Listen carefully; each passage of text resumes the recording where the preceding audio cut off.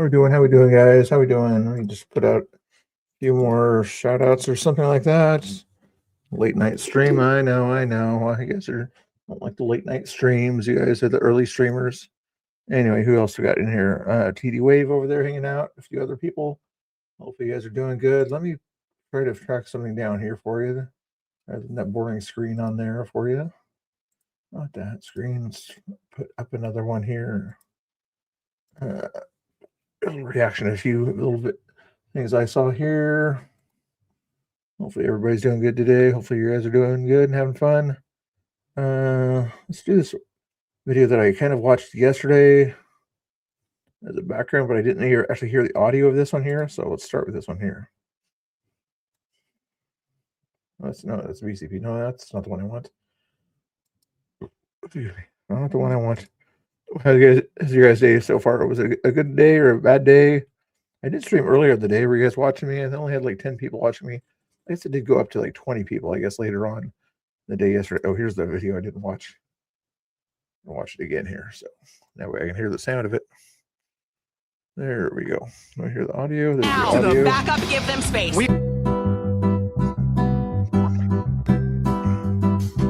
And my man. I don't know. This is weird. How's that poll going so far? Oh, some of you guys don't think I'm cool hardly at all with a 1 to 3. Okay, I see how you are. That's not like that 10% Antifa audience or something like that. So that explains that. Either that or some Wolfie or something like that is joking with me. Martina Kotex. That's who it was. Martina Kotex put the 1 to 3 on there. That's a troublemaker who's always giving me a hard time. There he is. He's the one that put the 1 to 3 on there. Well, I see how you are with your vitriol and your hatred. Snooks, hey, nice to see you. Nice to see you. Hopefully you guys are doing good. Hopefully you're doing good. Hopefully you're doing good out there. That was nice of me not to shout myself out there the other day for that raid. I think it was kind of nice of me not to ask for a raid anyway. But anyway, hopefully everybody else has fun with those raids or whatever. Anyhow, main older man in the house. Oh, gave me a 10, main older man. There we go. Natina, I need verification. Show me your receipts, Natina. I got to see the receipts, okay? You got to put the receipts in the purple pill, okay? I don't believe you till you put your receipts in the purple pill, okay? Natina, did you want to do a panel tonight or whatever? Or stream your audience through me or whatever? Maybe after this video here. Didn't know there were any of us left. There's a few of us here coming out. We're going to go up to the bridge really? and talk to them. Man, there used to be a guy that used to park on the other side when all this Oh, shit it's from New York. started. And he used to have, Trump flags and everything just as counter protest. He's got to be back. He's got to come back. Yeah. We're on 1.25. I agree with you. Are you counter protesting today? No, I walk here every day. It's my exercise yard. Got it. No, go past your bedtime. I understand. Just kidding. Let's see if we can watch a different video than if you wanted to react to a video with me or something like that, or maybe you have something specific you want to talk about. We can want to react to a 42-minute video or something like that. Let's react to a shorter video if you wanted to do something like that. You probably want to do it, the Christian video. You probably don't want to do that one. Not the BCB door dashing one. Why is that on my save later? Woke pride hates the white men, but loves illegal immigrants. Ooh, that might be an interesting one to do. It's only 14 minutes on that one there. It's 2 days ago. Let's go and react to Zach X or something like that. But I think what the illegal immigrants are doing here. Yeah, let's get him on here. You guys want to see not Tina or maybe some other people in that chat pop in over here. We'll see if I can do this button here. Where's the button I want? There's the button I want. You guys don't want to. Snooks in the house. Everybody gives Snooks a high five. Or is there a high five emoji or whatever in the chat? Make sure you give her a lot of high fives, or maybe a high 10 or something like that. I'm sure how you guys do those emoji things. I'm not a millennial or a Gen Zer like you guys. There's all these emoji things. Easy person probably knows how to do those things. Yeah, Britt's probably big on that Gen Z stuff too. I already did the copy thing. Now I got to find the chat thing here. Here's the chat. There's one chat thing. Is that the one I want? There you go. Oh, there you go. Here's the one I want. There you go. I put the link over there in the group chat or whatever. If you want to on that one, not Tina. Somebody else can pop in over there also. Okay, what else is going on here? Start to play this here. Exactly. Huh? You heard me. Yeah, I heard you. Fight fascism Okay. would be a queer law. I'm like a walking stereotype, so I really don't know. The nose ring gave it away. That's why I stopped. I could probably slow this one down. Women talk faster than men. So we're pro open borders. We're not pro Trump just going into any other country. So we are, in fact, pro borders, aren't we? At least the notifications went out here, but if they didn't go out, make sure you guys hit that thing at the bottom there. Should be something like all notifications. Make sure you press that button down there. Oh, the chainsaw footage, sure insomnia. Okay, where did you send me the video? Is it a YouTube video or X video? Let me double check and see. You want me to watch your footage here? Okay. So this is thingamajigger over here. Okay, what's this about? A YouTube video for 30 minutes there. Cure insomnia. Is it? It's loud. Okay. Can I let the chat decide on this one here, maybe? You want to have not Tina doing his chainsaw stuff as a background, or do you want to do the video, the gay video as a background, guys? Which one are you going to do? Oh, he's got like another camera right there that he's trying to be fancy with it. That little GoPro on his chest or something, I'm guessing. Interesting. Very, very interesting. Let's see. Nothing else going on there. Snicks and Brooke hanging out. I appreciate you guys chilling out with me. See how loud this is. These guys' microphone too right there too. Not Tina Kodak.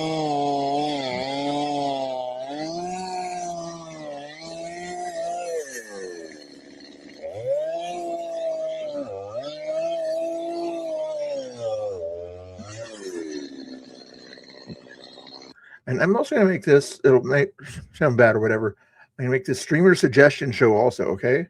I noticed on the thing you guys are probably watching also, Playmatix and Tommy Boy, good guys and everything. They do a nice job and patriotic and all that stuff. They're a good job and everything. But if I were them, they can do what they want to do on their own show, of course. I would have done more shout outs for the people in the chat there. See, as soon as Not Tina comes in, you see me do a shout out for him because I know he's a streamer out there. You see me do the same thing for other people, even if they're in the chat, especially if they're on the screen with me or whatever. I'll do that. A camera is attached to the saw. Oh, on the upper end of the, it's got one of those little hook thing or whatever. Oh, I gotcha. I see it there. That's crazy looking. Oh, and he knocks it. Timber. Oh, I should have the sound on. As I hear replay that one there when he knocks it down here.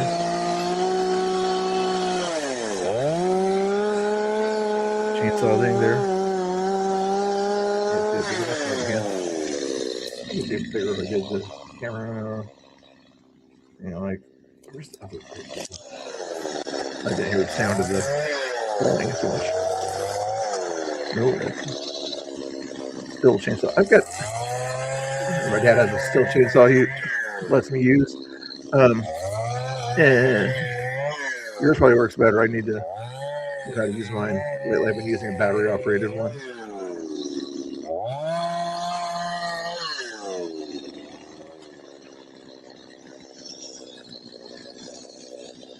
Yeah, I haven't been using the other one, but I got one of those tall ones or whatever. It's a short blade on it, but it lifts up like 10 feet up or whatever, so I can get some of the branches up high on some of the trees around here. Ooh, and the other thing that they do it also there, but I have somebody like Snooks that is always out there to kind of make sure everybody hits the like and sub or whatever. I need to do a better job of kind of doing that myself. So that's why I do this little thing. And once in a while, I put this on the screen there, usually without the be right back, because I put that on there the other day when I was trying to go to the restroom there, but I'm not going to the restroom right now. Okay, save on that one. What else has he got going here? Hey, I'm doing the play-by-play for Not Tina's video, and he's not even in here. What's going on with that?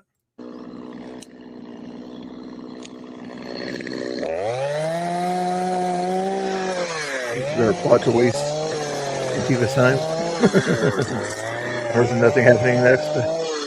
Oh, you think Antifa came in there to see where's he at? Where's he at? Where I'm going to go invade the space or whatever. Something like that.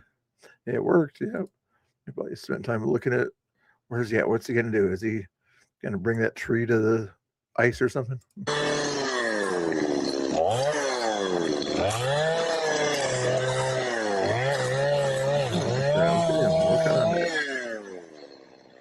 Quality footage here. That's quality footage here. What?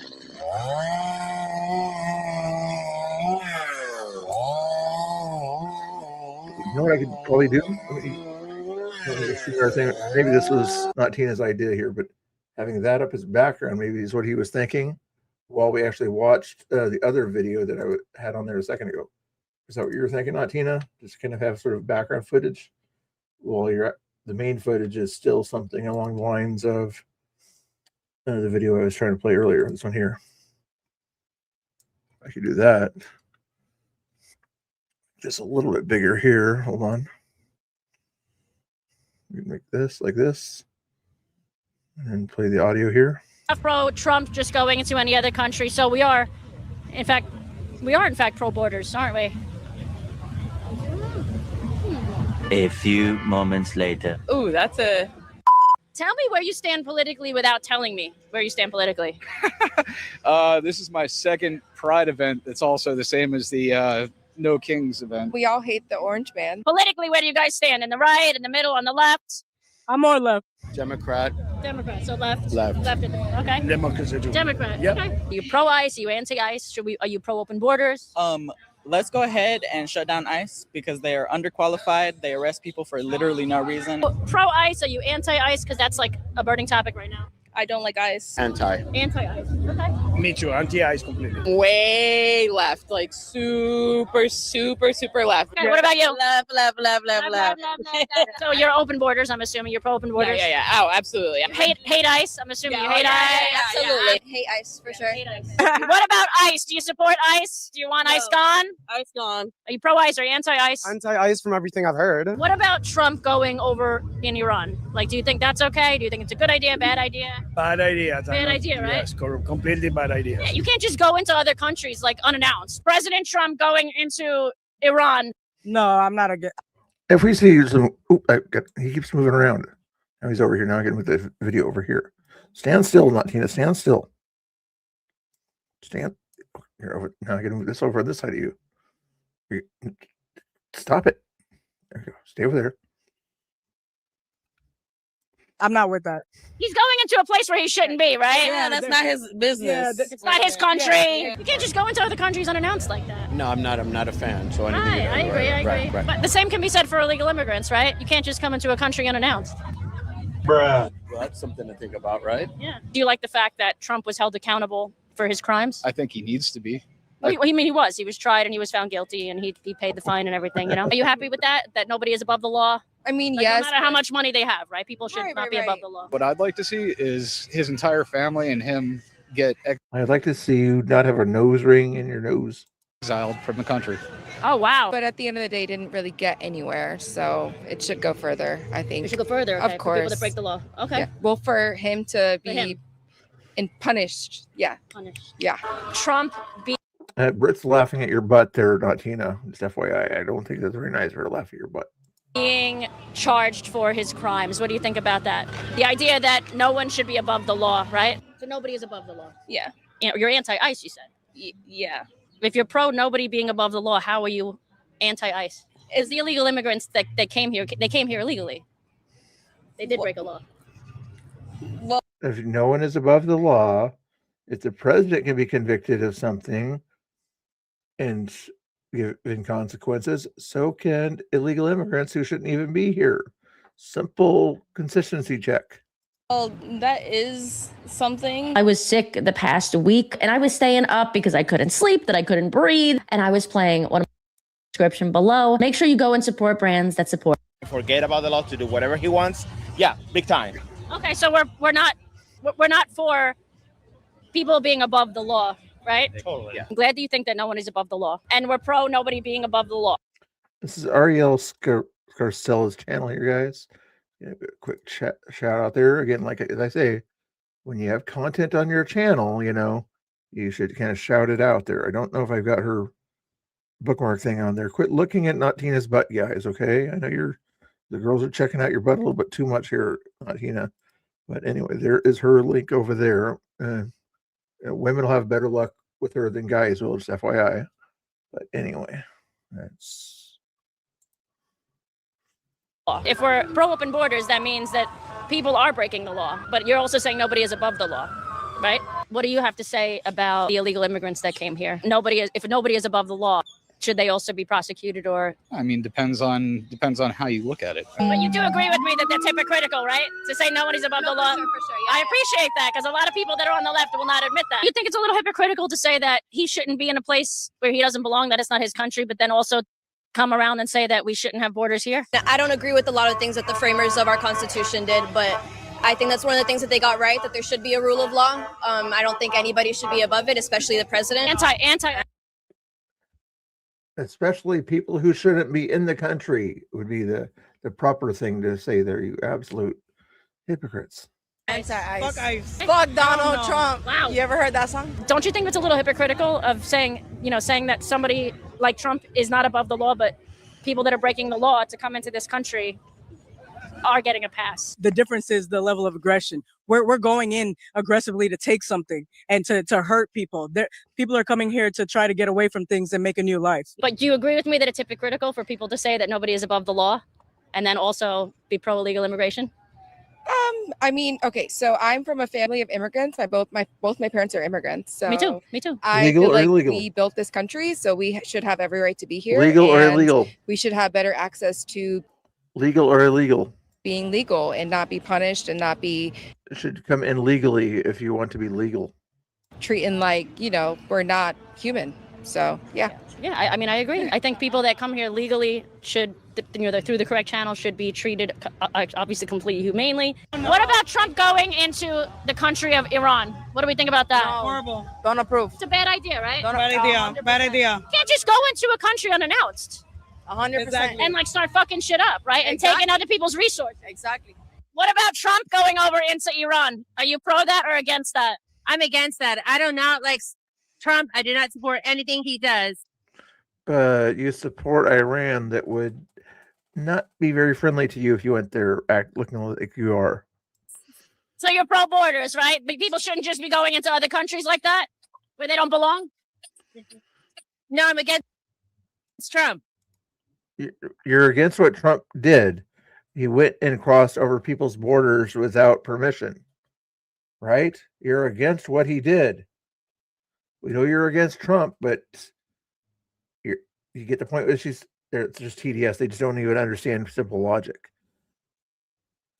Just because Trump did something, they're against it, but they don't even understand what he did.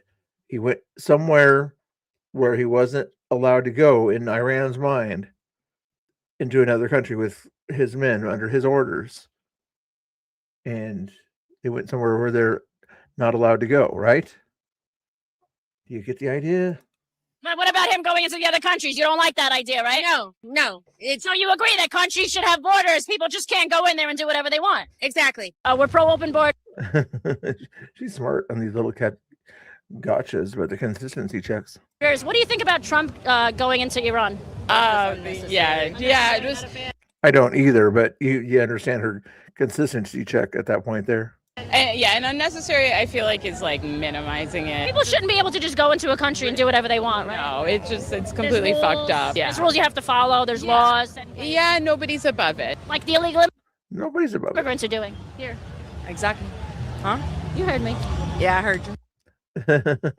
They assume because she's a woman and she has a tattoo and she's at a pride fest that she is with the lefty crowd. So when she asked this question here, like, what? You asked a question a conservative would ask. You can't just come into people's countries and start taking their resources. You can't. They're doing that, the illegal immigrants, aren't they? Oh, man. Donald Trump. Fuck that. I didn't say Donald Trump. I said illegal immigrants. I don't think other countries should interfere with each other uninvited. Well, I didn't invite the illegal immigrants to come over. They invited themselves, right?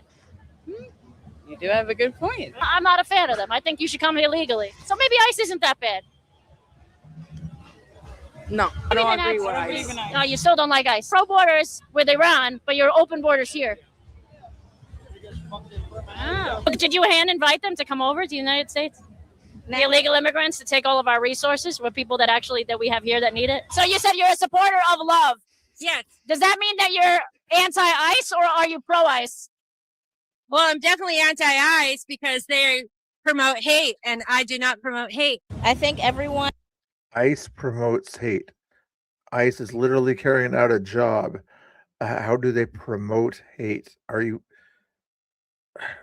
I saw that one person in here. Where'd you go? The left of Rosie. Are these people that you would agree with as these stupid opinions they give? Everyone has a right to live how they want to live. I mean, if they are in an unsafe environment and America seems like. Okay, Trump feels unsafe because he doesn't want Iran to use a nuclear weapon that they said they would use once they get it against their neighbors. That makes him feel unsafe. So he wants to do something to make him feel unsafe. That thing that he wants to do is to take their nuclear weapons capability and their ability to hurt others away from them. Do you understand? Using your logic, you would say that Trump is doing the right thing based on your logic. The dream. Come on, but you also have to go through the right channels. You should go through, do everything that you can I agree with that. I feel like there should be a way that it should be done where everyone, it's not proper way. Yeah. They Like, should don't they treat should come here people- legally and do the exactly, proper thing, right? Yeah, don't treat people like, you don't give a crap about them. People are people, no matter where you're from. Right. Yeah, I can't. This is touch grass, but it's okay. I thought it was when you go to ICE or something like that. There's that little area of grass that's just outside the ICE facility there somewhere. I think there is anyway. Don't you touch grass around there somewhere? Isn't there grass nearby ICE area somewhere?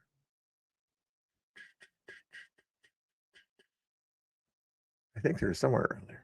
I care about the people that were waiting in line and did it the right way. I want to reward good behavior 100%. and not bad behavior. Yeah, right? Yeah, I agree 100%. with that. You know that's hypocritical, though, right? Huh? It's hypocritical. I guess. Possibly being hypocritical. But That's. I just want people to admit that Not possibly. You are. You just said it. that there has to be some lenient. There has to be some nuance to this conversation, right? Because you can't say no one's above the law, but then also say, well, illegal immigrants are above the law. No, I'm not saying they're above the law. Well, a lot of people are saying, well, just leave them here. And it's like, well, they did break the law. That's the first thing they did was come into this country and break the law. I'd rather have people like him that did it the right way, that respect the country enough to do it the right way, and that he's aware of how good this country is because he escaped communism. But some are children that are brought here by their parents, and they didn't do it the right way. Their children brought by their parents. Their children. And it's time for them to go back. If they're adults at that point then they're adults and they can try to get the dreamer thing or whatever. But guess what? When they're children, you have to do the responsibility of the parents. The parents chose to do that, so the parents can the consequences of them and their children going back, in my opinion. Well, they didn't know any better. I agree with that, which is why there's nuance to the situation, right? Your parents are from Cuba, you're American. You pro-open borders? No. Pro-closed borders, right? Pro-closed borders. That's right, baby. Because we need Different kind of- protection. We didn't leave a country Yeah, not a whole lot of crabgrass around ICE. that is struggling and suffering to come to one where we're going to experience the same thing. Communism, people like to glorifies communism like it's like a gift, something given. No, it's not. At the same time, they're giving, they're taking the most important thing, which is your freedom, your freedom to grow, your freedom to think, your freedom to speak. Right. And I am very upset when people are complaining about our country because it's the only country where we could do that. So, Can I just say what, just fuck Trump? That's what I just gotta say. Fuck Trump. Just fuck. I just want to make myself look bad on television. I want to make myself look intentionally stupid by saying sexually assault Trump basically. What the heck? Okay, what about you? Anywhere away from Trump. Mom, why are you so afraid of Trump? What did he do to gays? What do you mean by he do to gays? He's so homophobic to gays. That's so racist. I don't want that man in the He's racist and homophobic. Is he You have one example? transphobic too? You might as well throw that in there. he's transphobic. He might as well be. He's a pedophile. Everything. How much news do these people watch? Everything. Pedophile. Just throw out words. Just throw out the words. Yeah. It's interesting. Right? Exactly. Throw out words. Anything bad is what Trump is. There's nuance to conversations, right? There's nuance to issues. Blanket statements like ICE is bad. Exactly, Brett. Yeah, they basically peer pressure, and their peers aren't really around, but they still kind of feel it's peer pressure to say whatever their friends say to the camera. I don't think every ICE agent is bad. I don't think everything that We didn't talk about ICE agents. No, you said ICE. Ooh, You said ICE. Right. Which way are you gonna go? Well, ICE Over there, means okay, ICE over there. agents. Okay, well, that's in your case. I just thought you meant the whole situation of ICE. Well, Okay. the situation of ICE is the agents. Okay. Wait, Well, The what's agents going are on here? carrying out. What's going on here? He's dragging us along with him here. What's going on with this thing? One more? One more on grass? What's going on here? Okay, the saw turned on. What's going on, Adina?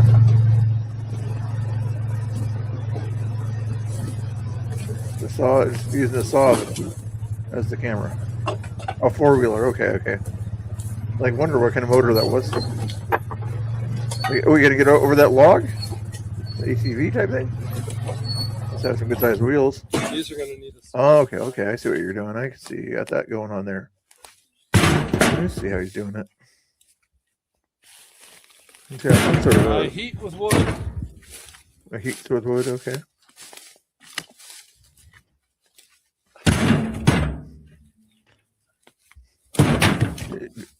It might hurt you after a little while of doing that too much. Let's see if is he going to throw the next one.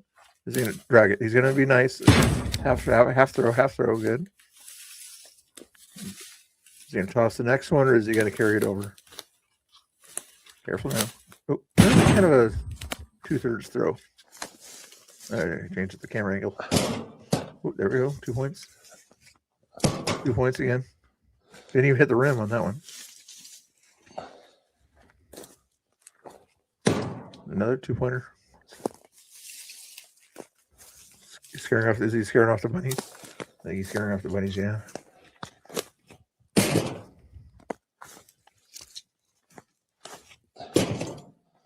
He's scaring the bunnies. Okay, hold on. I gotta find a way to shrink this. How did that get large? I didn't want that to get large. I wanted that to be small. There you go. Want to play both audios at the same time? A few moments later. Ooh, that's a. Humanely. What about? Do not promote hate. I think everyone has Children that are brought here by their parents. I am very upset with people. That's so racist. I don't want that man. Agents are carrying out. What's being Right, said around, right? right. So it's not really the agents. It's Right. Don't have a good action. So I think it's a different action. This is not the control violence. Probably It's come only back and get control the rest about of the that stuff. aliens or the people who don't have papers or illegal. I don't think Trump had any business going over there, but I cut also it a little don't think high that because illegal immigrants should come here illegally. I think they should come here and do it the right way. I think we should reward good then- behavior and not bad behavior. Exactly. Exactly. I think that's fair. Cheater. A country has the right to exist. Correct. I don't think other countries should interfere with each other uninvited. Well, I didn't invite the Well, that's immigrants, the crazy. illegal immigrants to come over. They invited themselves, right? You do have a good point. You have a better answer? Yeah. Okay, you had time to think about it now. What's the better answer to the question? As an American who's traveled over 51 Lost a lot of countries, trees I to always these respect the countries I travel bark to, beetles. and I respect the borders.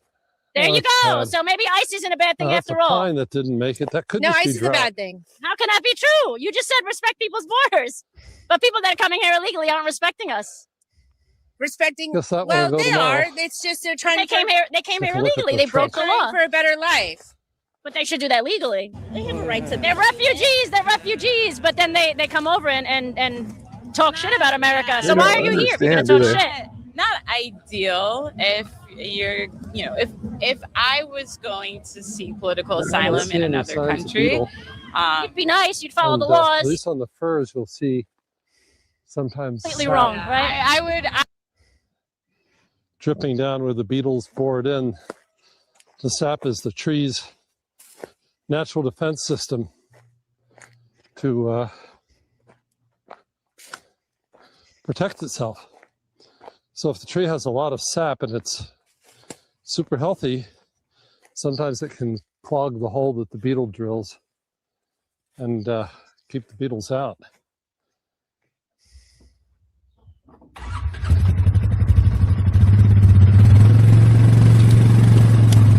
You're not too far back, aren't you?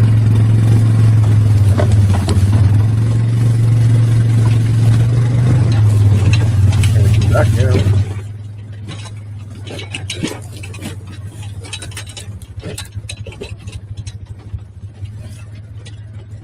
I mean, okay.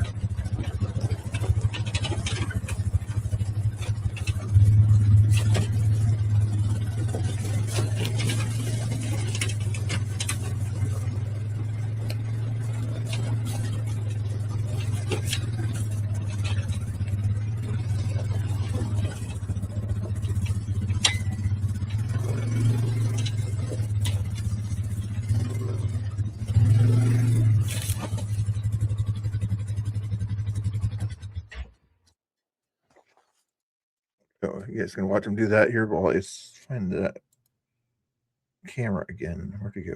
Not that camera. Let's get that off my screen. Where's the camera I want? This one? No, it's skip ahead on this one.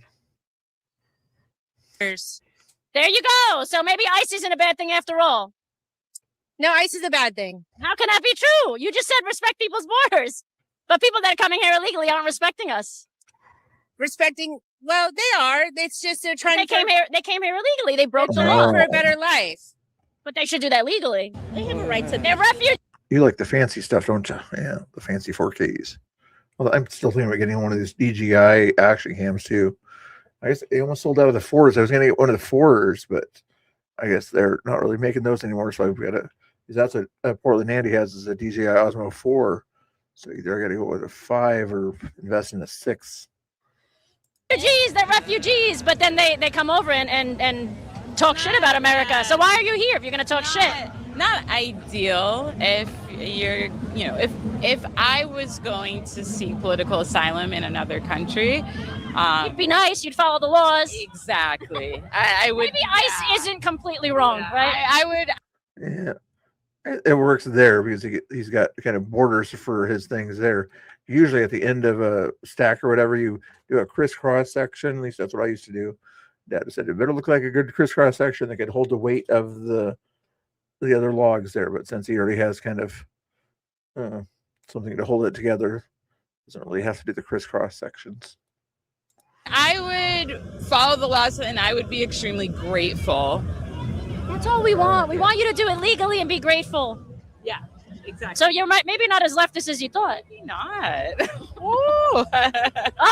The people in Boston already all unfriended you on Facebook. Oh, you like that? Actually, that already happened around COVID time, but yeah. Wait, what happened? Did you not wear a mask? Not all the time. And that ruffled some feathers. So maybe I'm not as lefty as I thought. You're not as lefty as you think. I'm not anti-immigration. I just think they should come here and do it the right way. I thought I'm speaking as other countries because Trump went in to fight against. I'm against that too. Yes. I'm against that too. I stand by my logic, right? I'm not hypocritical. I want to make sure that I'm against people going into other countries and fucking around. But this one here is just nothing but inconsistency all about her. I like Iran. Don't invade peaceful countries like Iran. Knowing that Iran, if they saw you walking down the street, you may not be allowed to walk there very much longer, Like, how many illegal people are actually hurting other people? They're doing the jobs that Americans don't want. What jobs are they doing? How? Democrats, let's have people do the jobs we don't want. Just like back in the early 1800s. Housekeeping, barkeeping, service. I mean, There's so many people that think they're better than taking care of other people. And we have immigrants coming to this country that are willing to do whatever it takes to make a better life. The reason We have Americans that are the same way. You absolute idiot. I'm not okay with that is because I think people are taking advantage of those illegal immigrants. Because if they ask for anything Hey, other Rosie. than below minimum wage, they're afraid they're going to get deported. So I still think it's a bad thing because people that are taking advantage of them, and that's Yeah, Billy was on earlier. I missed that on that one. Hey Jesse, how you doing? Nice to see you. Hopefully you're doing good. Out there, how's the family? She's always a good person to pop in and say hi. We got not Tina Kotex over here doing his thing on the side there. We're almost done with this video over here. Then we'll finish watching him, I guess. He's almost done at the same time. situation. But our country does not shoot on sight. There's many countries that shoot on sight, like Russia, Bulgaria at the border. There's many hunting accidents Right. because We're actually pretty lenient as far as that's concerned. yes, they don't give people the option in other countries to go there for freedom. One of my favorite new games, June's Journey. You can check them out. Check out June's Journeys if you want to see that advertisement. Otherwise, give Ariel Scarcella a like on her video there if you guys don't mind, or at least a subscribe. I don't like using people's content without sort of shouting them out. So there's that link there. I've already shouted out Not Tina twice already. Let's check and see the last minute of the video here with the audio. Oh, he's already going into this other thing here. Taking away the audio. I hate it when they do that like a minute into it and then it wants to go to somebody else's video. I must have turned off the audio on that one. Smash that like button on the Not Tina one there also. Yeah, let's go back in that one. We're going to give you the link to that video there after I hit the like button on that one there. I'm also going to hit this other button here on Not Tina's video. You can't really see it there. Let me get this thing out of the way here. No offense there. Get this thing out of the way here. It's hard to see the thing there. Hide that there too. When I got to change this out here so you can see it better. Where is it? There we go. See that thing on the bottom down there? There's a notification bell on your YouTube videos there. Where you click that bell and then you go down to where it says all. I'm going to click the all thing. So whenever I see new Tina Kotex videos, it'll show all on that one there. So I'll be able to see all of his new videos. I have the same thing down below my video down there. If you click that bell and then the top option will be all. I'm hoping you guys click that one here. Since I did a nice thing for Tina to click the all notifications and the like button down there.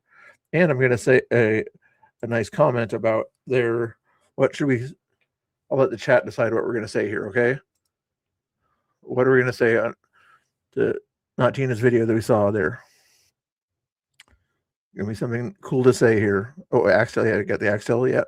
Britt knows my kind of unsaid rule there. Whenever I see people in the chat that are streamers, we put their links in the chat.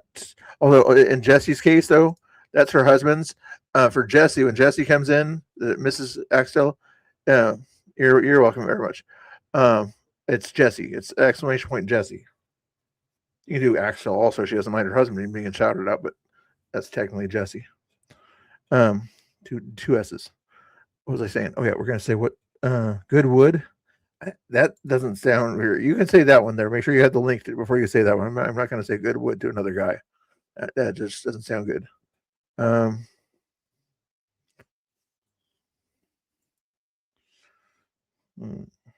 What's a good one there? Something relating to ice or something like that.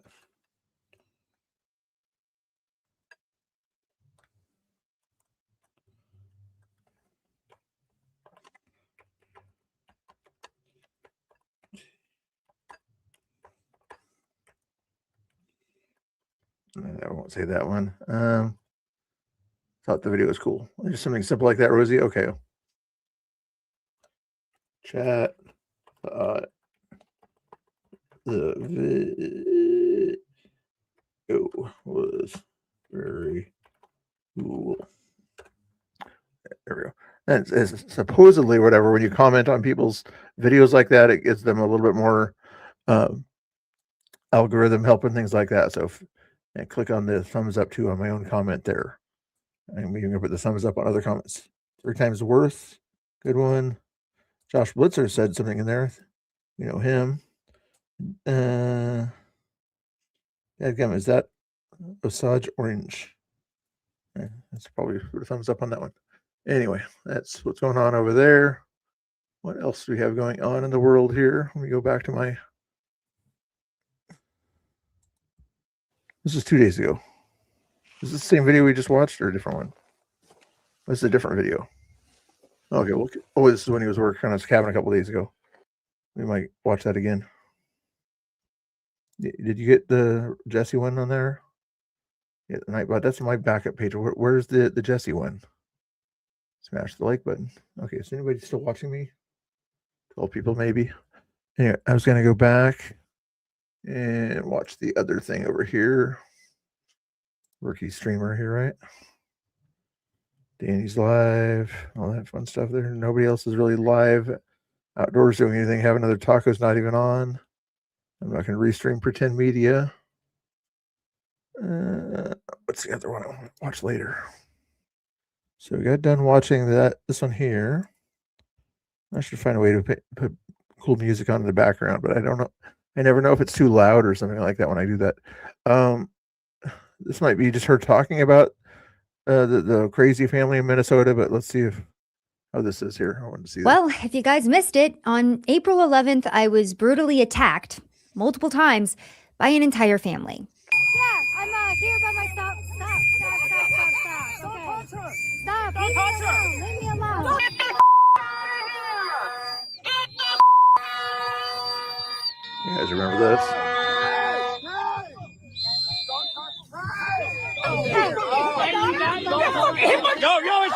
That was the mom there a second ago there. I thought the mom didn't hit her, but at that point there, it did look like the mom even did entertain there. You want antivirus news or something like that? You'll have to come into the chat and give me a link or whatever for antivirus news updates. I don't care enough about that. Sad people are sick, but it's not big enough yet for me to focus on that kind of news. But honestly, that's old news, and I don't want to talk about that. I want to talk about what has happened after that. Because to be quite honest with you, if you had told me that I was going to get mobbed and assaulted for simply standing on a public street, and then the family who did it was going to go on a media tour to lie about what happened, and then their daughter was going to try to raise funds off of beating me, I would look at you like you were crazy, but that's exactly what happened. Now, I just want to start this video off by saying that I'm sorry it took me 4 weeks to actually make this. It has been an incredibly trying time, and I've been dealing with a lot behind the scenes in regards to, the legal side of this, the criminal side of this, and also just a quick update on everything. This family has been federally indicted. Now, the family we're going to be talking about today, if you haven't been keeping up with this story, are Chris D'Anna and Paige Ostroushko. And just FYI, you know how I do it. The FBI and DOJ actually did act very quickly on this. They brought it before a grand jury, and that grand jury did find probable cause to bring charges against all three of them. Now, on the state level, however, a very different story. And to give you guys an update on what's been happening on that front, the Hennepin County District Attorney's Office is only bringing charges against Chris Ostroushko for misdemeanor assault. There we go. Oops, I just had him. There he is. There's Natina. How we doing, Natina? Hey, good evening, Mr. Bill. Hey, everybody. Good. Have you recovered from all your work today? Or was that yesterday? Indeed, I cut down 2 more trees today. Oh my goodness. Nice job. Good filming there too. Firewood time, man. Nice. Did you want to talk about antivirus or about the crazy people in Minnesota or something else? If you wanted to, if you're on to bed early or not, I'm not sure if you're going to stream off of this, but if you want to, you can pick the content if you want. I didn't have a plan tonight. I just wanted to do a little bit late. Oh, I didn't boot him out. I did not kick him out. There he is. You must have that forest internet out there. When he was chopping the trees, he accidentally chopped the internet. So, just kidding. There he is. I'm going to play this. If you try to find a thing to send through to me, I'll play a little bit more of this video. Their office stated that due to insufficient evidence, they are declining to bring charges against D'Anna and Paige Ostroushko in this case. What is that? I don't get a yay, but Tina gets a yay. I see how it is. Despite the fact that we all watched in 4K Ultra HD as they brutally assaulted me multiple times as I was walking away. And even further, Deanna even admitted on camera to assaulting me. Oh, did you tackle her?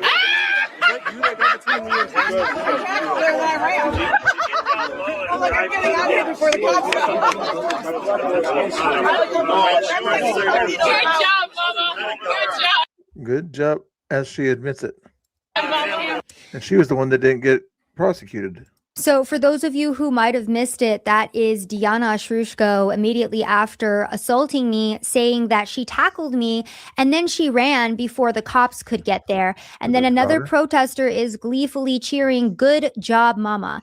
On top of that, we've all seen the other footage involved in this situation in which Chris Ashrushko instructs his own daughter to come up to me and blow a whistle in my ear.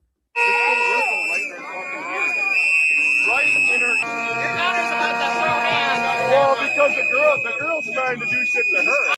Not just in her ear, right in her ear. And when you do that, is that considered against the law in most states? Not Tina Kotex, when you blow a high frequency sound and right directly in somebody's ear? I'm pretty sure they consider that misdemeanor assault in a lot of places. Yeah, it should be. Yeah. They did that to us plenty of times down at ICE.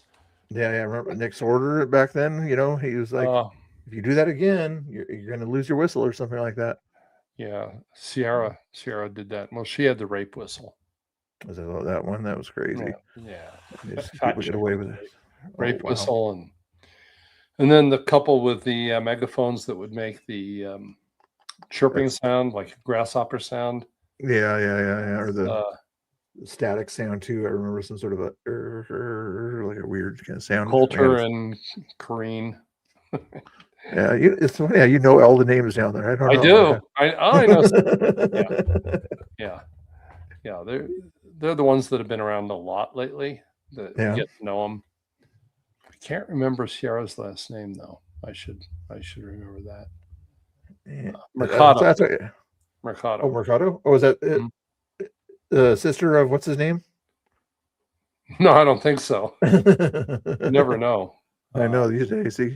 I think he was originally from Portland, wasn't he? I don't remember exactly where he was from, but he might have been.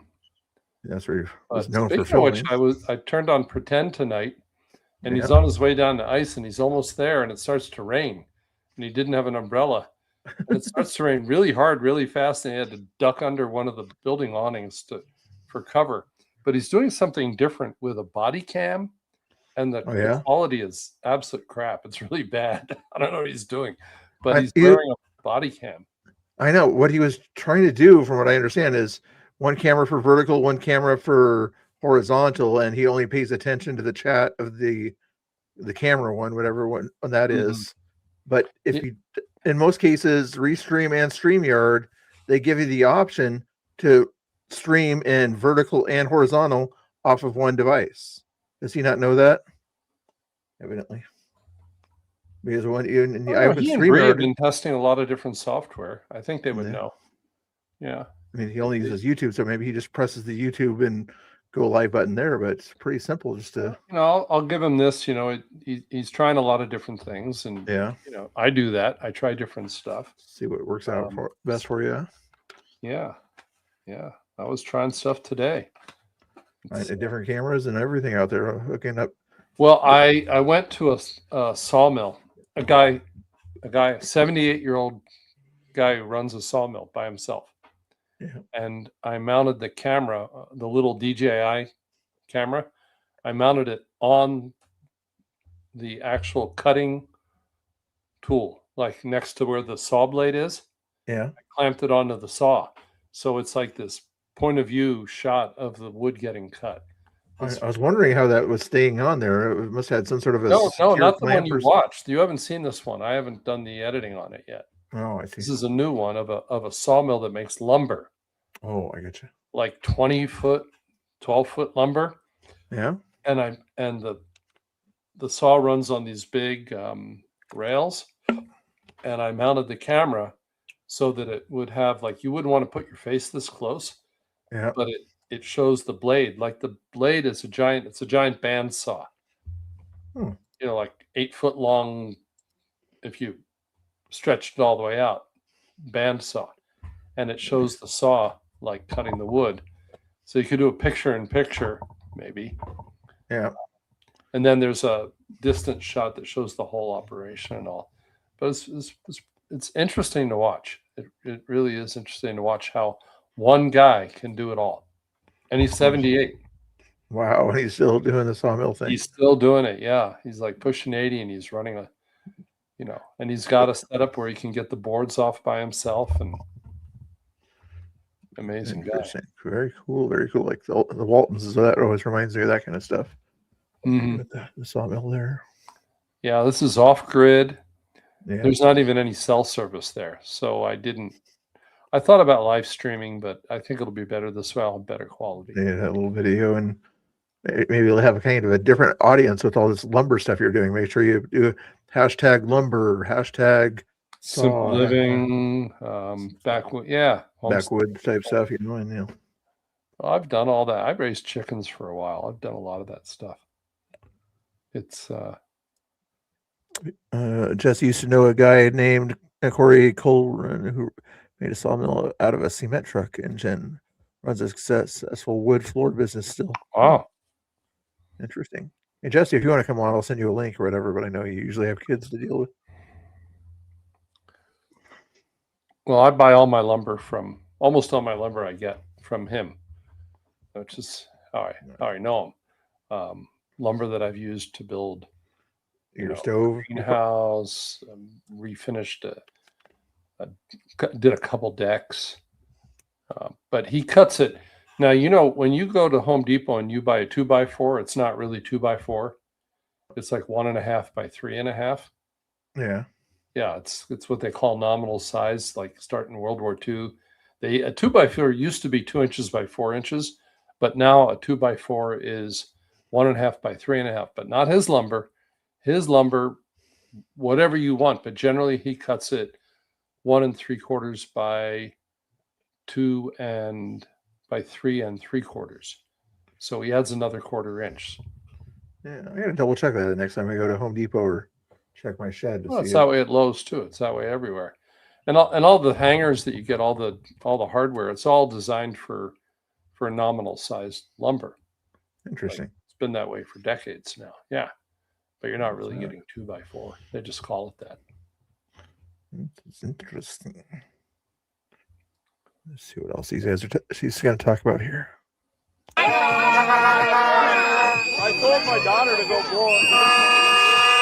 Okay, so that's a little bit of what I was dealing with on that day. And like I said, we're going to be talking about the aftermath because watching this entire family go on a media tour and state that they are the victims in this situation, it's been quite frankly difficult to deal with. And this situation has just been difficult to deal with as a whole. And it's why it's taken me so long to make this video, because not only has the physical healing process been quite a bit because I did get a concussion from this, but the emotional side of things has been a bit difficult, to be quite honest with you. And then to watch Paige Ashrushko immediately after attacking me go onto her social media accounts and essentially laugh and brag about the fact that the Hennepin County DA hadn't arrested her after was quite frankly insane. And then came the media tour by Chris and Diana Ashrushko, in which they state that yours truly was actually the problem here and that they are the real victims in this. I'm sure you guys have seen this footage, but again, I think I'm just truly baffled by it and the aftermath, because this is still... They always like to dress up nice and pretty. I mean, it was in front of the news agency, but so much different than the way they were like to dress up their protest. Ongoing, my friends. This is a little bit older. This has been a developing story, but there's still more that's ongoing, which I was not expecting. So this was the first interview from Chris and Diana after they mobbed and assaulted me. You say it's categorically false if anybody's... Oh, Shapiro nonsense. Oh my goodness, this guy. Was that his name? Oh, not he knows. Behind the camera. But yeah, I think PTL is his name. I think it's Shapiro. I see if you watch debates like with Rob Noor and things like that, he goes on those ones there. He was in Pam Space the other day or whatever. That was a whole bunch of TDS going on. It was wild. Says that you guys are violent Isn't that the Shapiro guy? I think it is. people.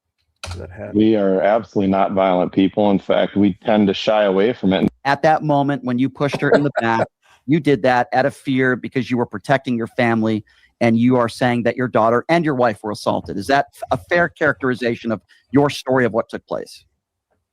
I believe that's a fair characterization. I mean, you How did she attack you?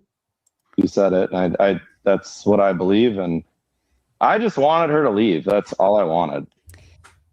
Free country.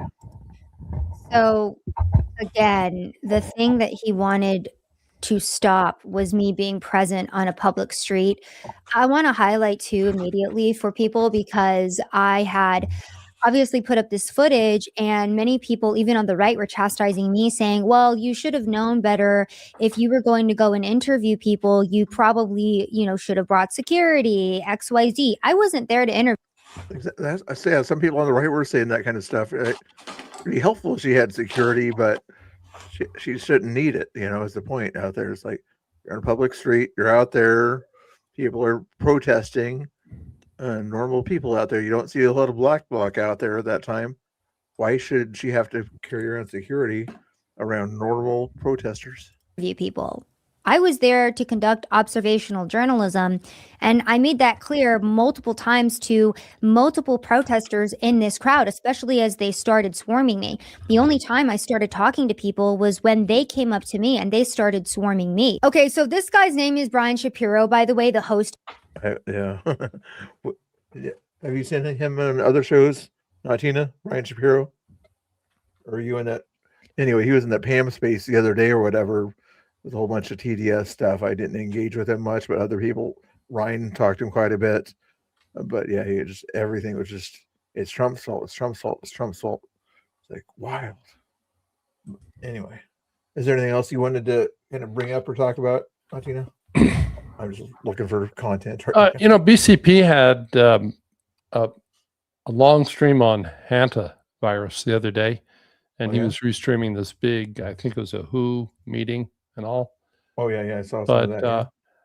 Yeah, I'm wondering what people think, because every day it's kind of like, well, it spreads a little more easily than we thought, and I don't know. I don't think any of us want to go through all that lockdown stuff again. Yeah, Trump. But I don't know if he said it recently, but he's on the record for saying that kind of stuff will not happen again. As far as on that the goes other there. hand, 35% mortality rate. That's forget about lockdowns. We don't have a civilization. That's who said it's a 35% mortality rate? That's what hantavirus is or something. Yeah, it's pretty deadly. Oh, interesting. Yeah, this is not COVID. But it's something like 6-week incubation period. There could be millions of people have it right now. You wouldn't even know. I mean, COVID, they didn't really announce COVID and start testing until like March of 2020. But now we know it was around back in December and November of 2019. And CDC had no clue. So I don't think they've gotten any smarter. Like it. I mean, we think, it was these people on the ship, but how do we know? Maybe it's somewhere else too. And traveling around, and then it'll show up and hit hard when it hits, maybe somewhere. Jeannie says I'm going to talk about that tomorrow. Well, Jeannie's going to do a video about that. Yeah, she does these videos. Did you do one recently, Jeannie? Let me check out her channel there. Put Jeannie on the panel. Yeah, hold on, Jeannie. I'll send you a link. Do I have you on Twitter? She's just Anyhow, I was thinking about that. I was thinking about that article that Honey Badger Mom wrote that has everybody all worked up. Rebel was talking about it in the climatic show. Yeah, and Haley, who's here with us, talking about it. And there's I'll probably make everybody mad. There's things in there that I agree with, and there's things in there that I don't agree with, so I can piss everybody off. Hey, since Slice just said I was looking for content, Do you want to read it for me? I'm not a fast reader there, but if you wanted to, I'll bring up the Honey Badger Mom thing or whatever. You don't have to, but I could find it. nice. I'll put it on the screen for everybody to see also. Honey Badger Mom. Yeah, that would be bad. 35% mortality rate. But, yeah, I don't want to think about that. Yeah. Give me bad news. What? People. Here we go. Do you want the link? No, I'll just because she probably has it on her Substack, but she put it in her Twitter also, right? There it is. There it is. And I'll bring it over here. Oh yeah, I got the one that's on X. Yeah, it's just gonna make it easier for people to see in case they want to read along with you. There we go. And you can stop where you can think of. I don't know. What do you want to do? You want to take it paragraph by paragraph and kind of dissect it? Yeah, let's go for it here. Yeah, Anybody let's do wants that. to? The first thing I noticed was the language. Someone in the crowd was invoking Charlie Kirk's name while screaming obscenities, and then, almost in the same breath, throwing fists. It took me a few weeks of watching this before I fully understood what I was looking at. These weren't people having a bad day on the right. This was something else entirely. These weren't conservatives. They wore the shirts and the hats, Kirk's name, Kirk's brand, and merch, and that's where the knowledge of what he stood for ended. Many of them also claimed Christianity, what conservatism actually is, what it stands for, what it demands of a person, what the faith they invoked actually means. None of that was anywhere to be seen. Interesting.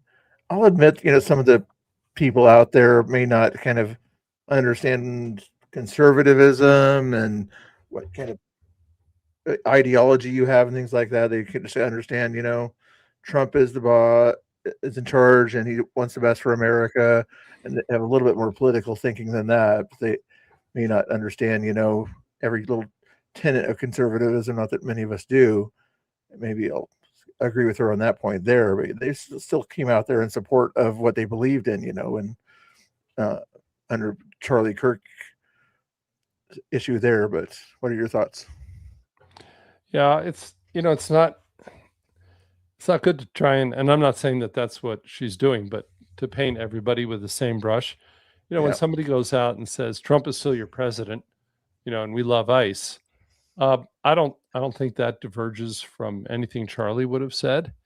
But the one thing about Charlie Kirk is he didn't he gave people their dignity, and he treated people with respect. Even people that he disagreed strongly with, he treated with respect. And there's certain people and I find the guy highly entertaining, but I was watching Zach X tonight, and some of the things he's saying, I don't want to repeat on your show because you might get a strike. Not exactly respectful. We'll say. No, he's calling people names, and there's some folks who've done that in Portland as well, calling people names, or in his case, implying that they like certain sex practices. These are complete strangers that he's walking up to, and saying things like those that. people say that they try to match energy, but in some cases, Charlie wouldn't have done that. He tries to, but either match or be below that person's energy level.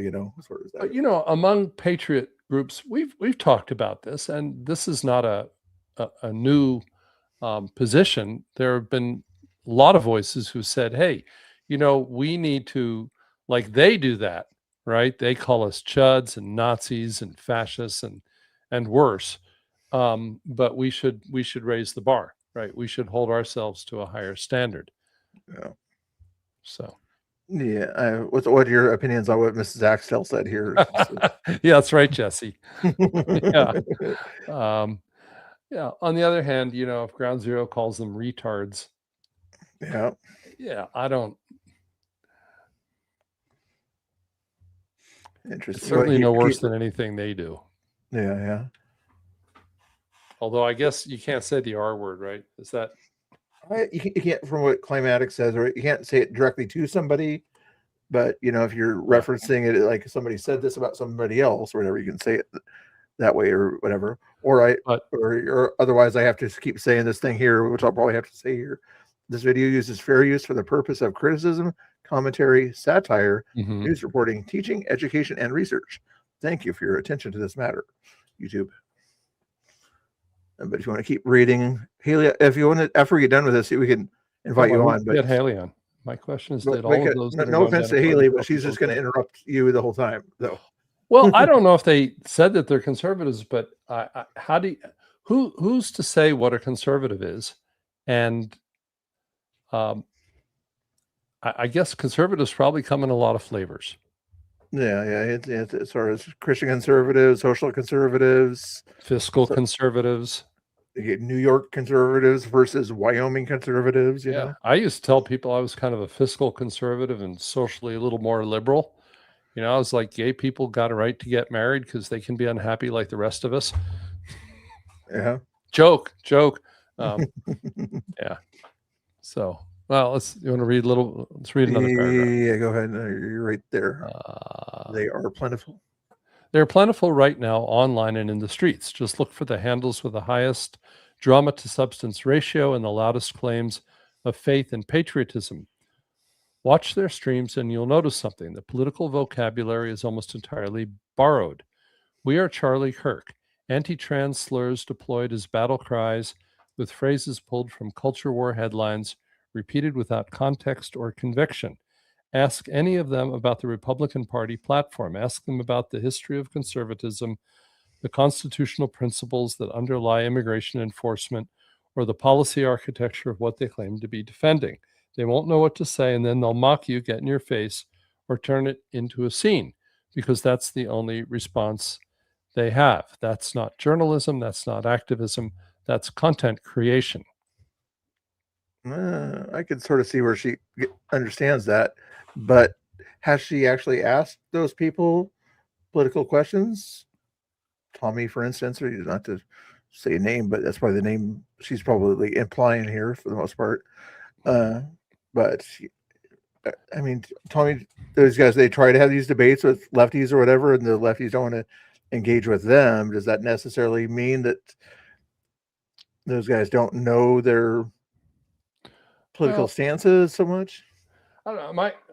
My comment, and this was a reply to BCP and to Haley, was, well, she's probably right, but most Americans couldn't do that.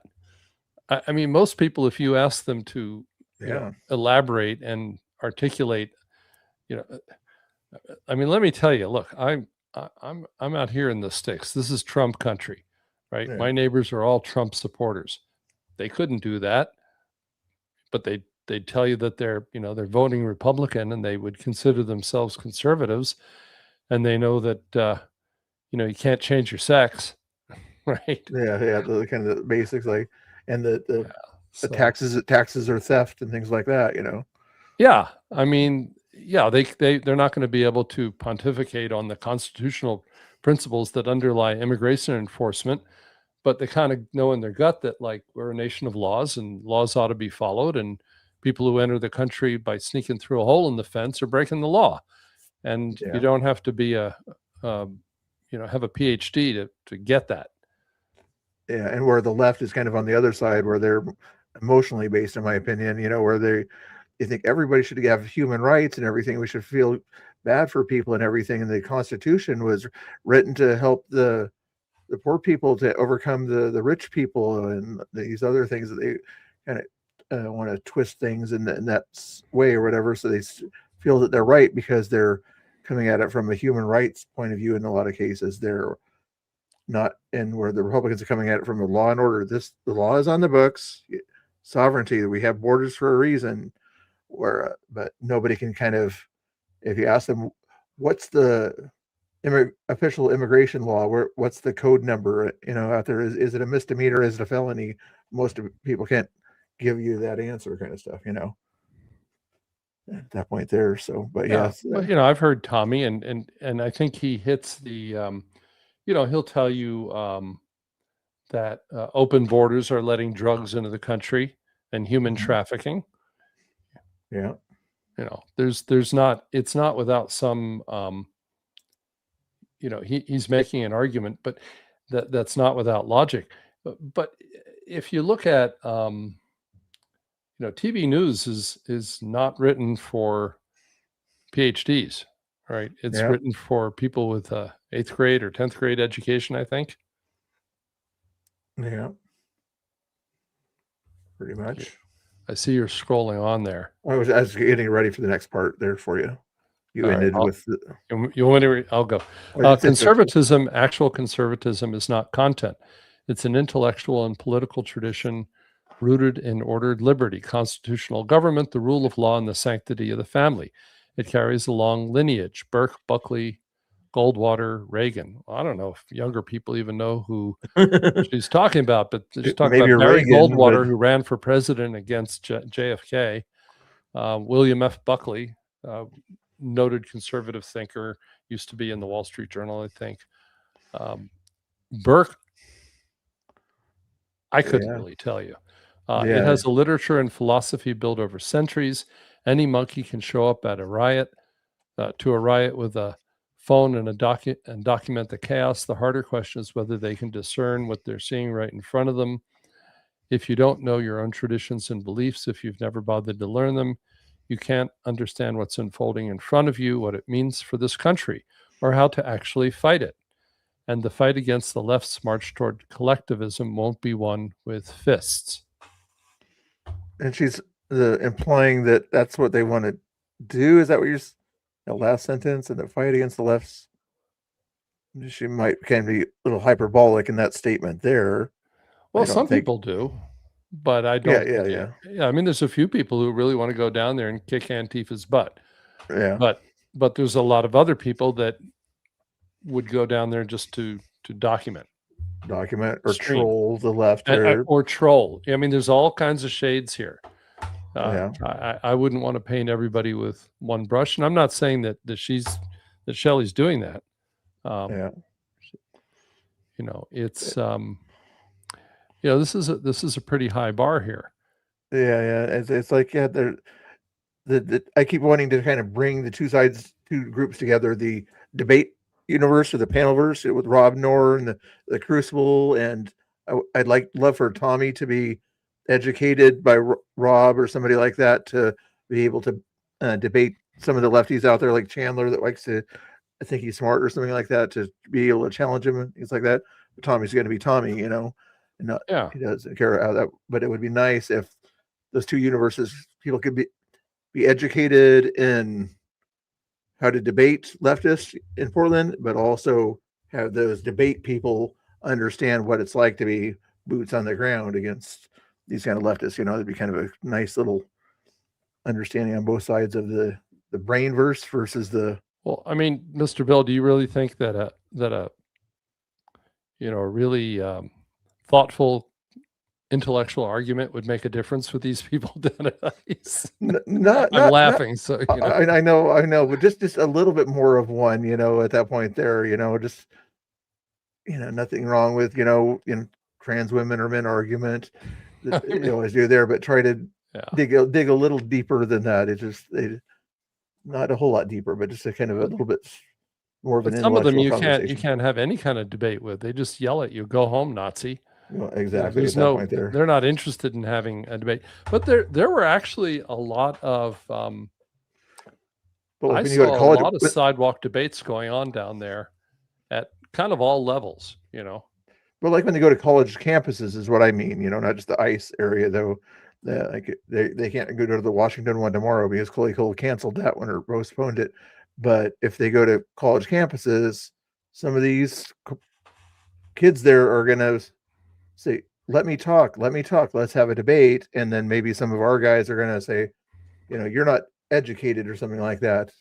People feel like I'm picking on them or something like that. But it would be nicer if they would be able to have that kind of not sit down debate, but just kind of let the one person talk for 30 seconds and this person talk for 30 seconds and have that exchange of ideas, you know, but it doesn't always happen Not down Bells. there. It was more Not, like not at ice. people Yeah, ice is screaming at, at each other and shining flashlights in each other's eyes. yeah. That's if Shelley's saying at ice or whatever. Yeah, you're not going to get that kind of stuff at ice with a civilized kind of debate there, But anyway, next paragraph I think is right here.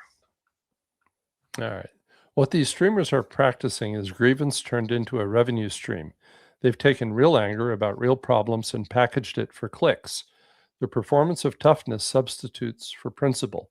The camera replaces the argument, and here's the part worth understanding. They have every incentive to keep it going. De-escalation is bad for business. I agree with that. Resolution is bad for business. The chaos has to continue for the content to continue. And, I made the point in a comment that it's the demand driving the supply.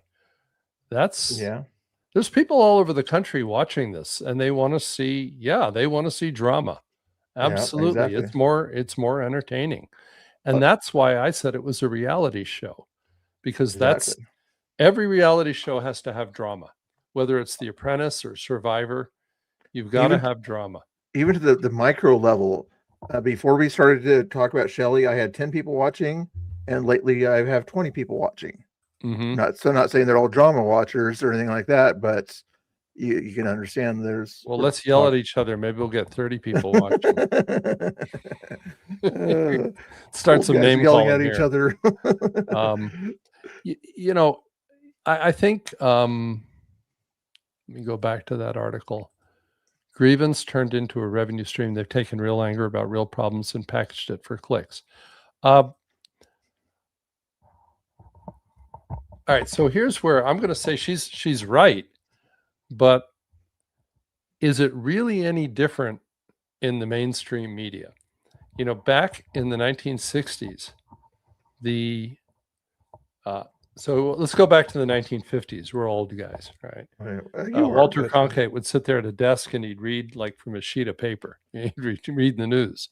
Yeah. And then in the 60s, they started doing tests on people, and they would hook up, electrodes to their skin, and they'd measure the size of their pupils, and they'd see whether their palms were getting sweaty, and they'd keep it, measure their heartbeat. And then they'd show them different kinds of images, different kinds of videos. And guess what they found out? People liked seeing fires, wars, car wrecks, truck turned over on the Markham Bridge and shit spilling out all over the place. They liked seeing smoke and storm damage and all of that. Now, the truth is, if a truck turns over on, I-5 outside Wilsonville, it really has, unless I happen to be driving down the road that day, it has zero impact on my life. It's not nearly as important as maybe what the Federal Reserve is doing. But you go into in depth on the Fed, and people just go to sleep. They glaze over. Yeah. So my point is that the media began basically farming for content decades ago. Yeah. It's not just the streamers. You remember the reels and everything, the war reels and things like that they would play in the movie theaters? I was not this old. I'm not that old.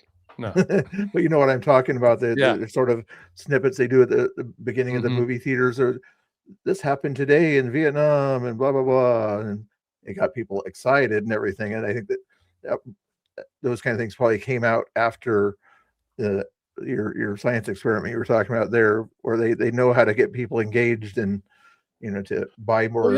Pop and they called that the action news format, and that and some of them even out loud called it action news, and they're still doing it. I mean, they're doing it, all kinds of dumb shit. When they tell you that there's like snow coming, we all know what snow is, but they've got to stick some poor girl out in Troutdale on the highway to standing freezing her butt off in 3 inches of snow to give you like some snow action.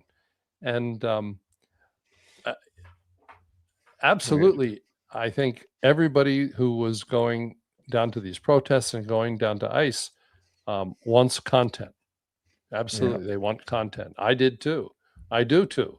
We want clicks, we want viewers.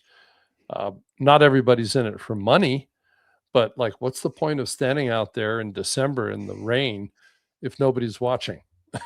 Yeah, exactly. Right? Exactly. Hey, Jeannie, help me do a science experiment here related to what we're talking about. Write something in the chat, says something about Mr. Bill goes talking about crazy drama again, and I'll put it as a thing at the bottom. We'll see if we get more people coming in as they see that. Well, maybe I should have restreamed. Otherwise, they have a boarding But that wouldn't get more people in here. It would just get more people. I'll read the next graph. There we go. These are streaming operations, and conflict is the product. The more chaotic the scene, the higher the engagement. Someone shoves, screams, or gets arrested on camera, and the numbers go up. That's true. The political framing is a distribution channel. Conservative is the niche that puts the clip in front of an audience that will share it and hit the donation link. I stream too. I was loath to do it for a long time, partly because going live reveals your location to people who may not have found you yet. That's also true. And partly because it never felt like serious journalism to me. When I finally did it, it was a defensive decision. I wanted real-time evidence of attacks available to a large audience as they happened.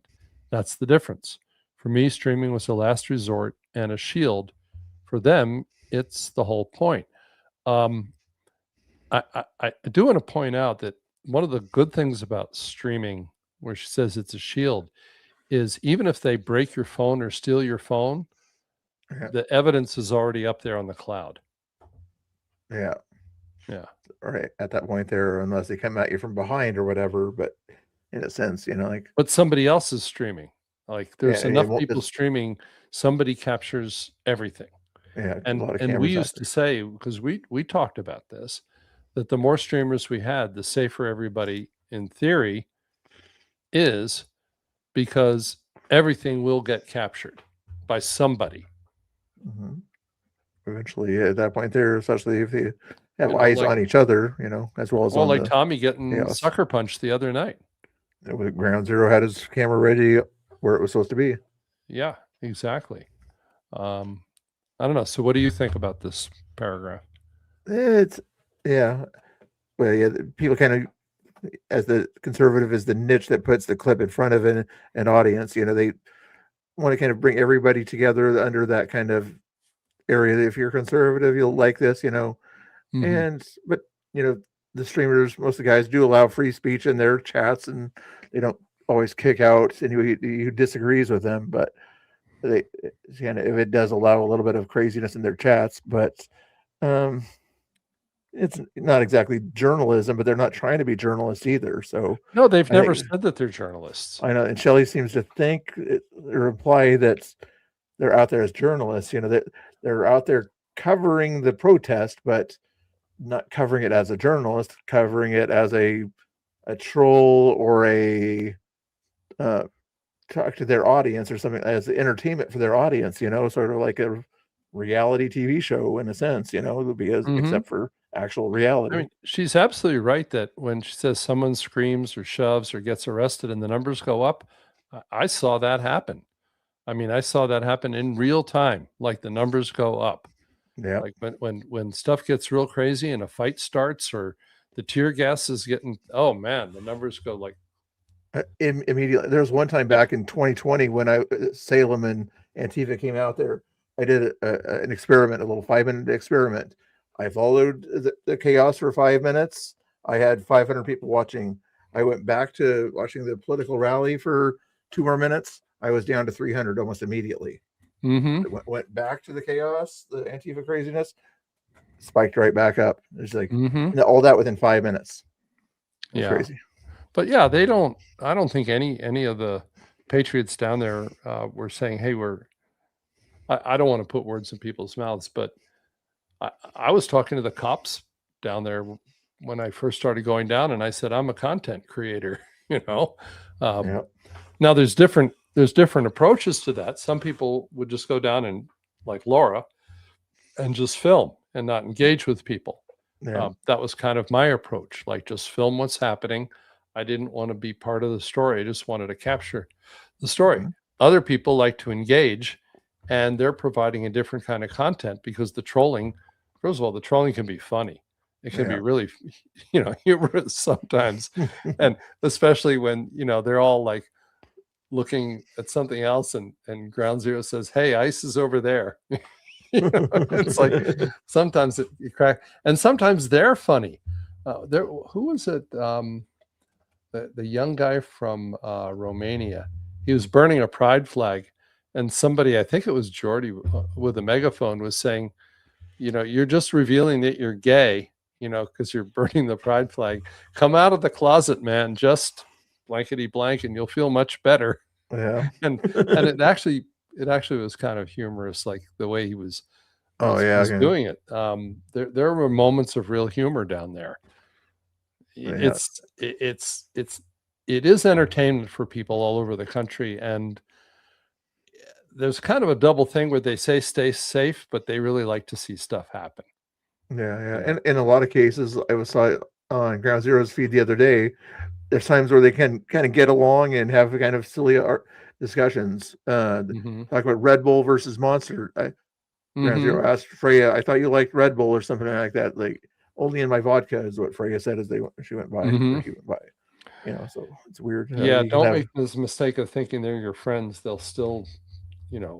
Yeah. Get you if they have much of a crowd behind them. Yeah, Tommy forgot his cigarettes and Pam gave him a smoke. Yeah. People are like, "What?" Yeah, exactly. Yeah. But Andy would be the same way. Yeah.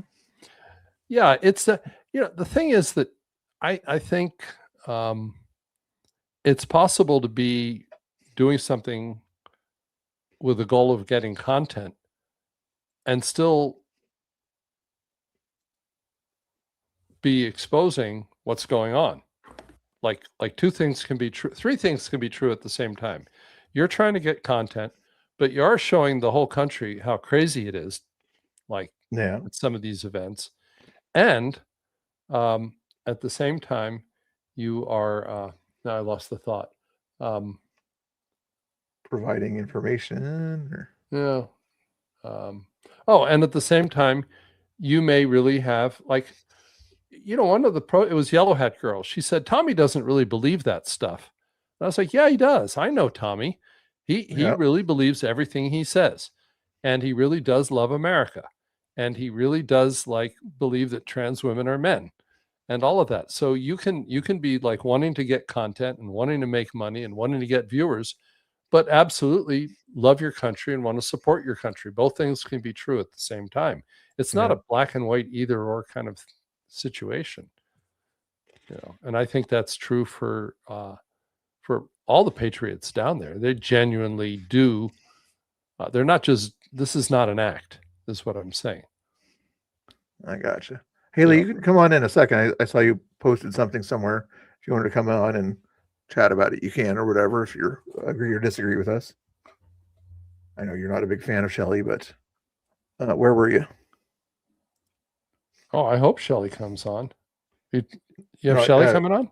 No, Haley. Oh, Haley. Haley. Yeah, I did ask Shelley if she wanted to talk about it tonight, and she was busy. I gotcha. But I put the invite out there. Oh, that's interesting. Yeah, I could do that too, I guess, if she wants to come. But if she's yeah, watching I think or whatever. all of these things can be true, and definitely another thing. This is an important paragraph. Going live reveals your location. Live streaming is much more dangerous because, and it's happened to me. They watch the live streams. The police watch the live streams. ICE watches the live streams. Yeah, from Ground Zero's thing the other day. Yeah. But Antifa watches the live streams, and even if you're in disguise, they'll find you. Yeah, and Katie the other day, for instance, everybody. I was down there one night, and a cop walked up to me, and he knew who I was. I said, "How'd you know who I was?" This is before I ever showed my face. Yeah. Right? I was sort of, blackish, shy. And he said, "Well, I was watching your live stream, and I saw you were standing over there." And I was like, then it dawned on me, we're their eyes and ears on the ground. They're hanging out where it's safe 3 blocks away while we put our butts on the line. Yeah, that's back in the day. And I know they say we're patriots, but the cops aren't paying me. Hey, we're getting if you monetize, you get a little bit of credit from the cops for the viewership, Well, I want to make one thing clear. That's like, first of all, getting monetized through ad revenue down at ICE is almost impossible. because Oh, yeah. they're playing when they're playing the music, like on the busy Yeah. nights when Vinny and Darren are down there playing the music. That music is all copyrighted, and YouTube demonetizes you, and they say, "Oh, we're going to Immediately, send the money to the musicians, to the ad revenue. You don't get any money." yeah, it's immediately demonetized. Or Yeah. there's some songs or whatever, they share the revenue or whatever, but I don't monetize my videos. One of these days I want to go Never back just to happened to try me. to.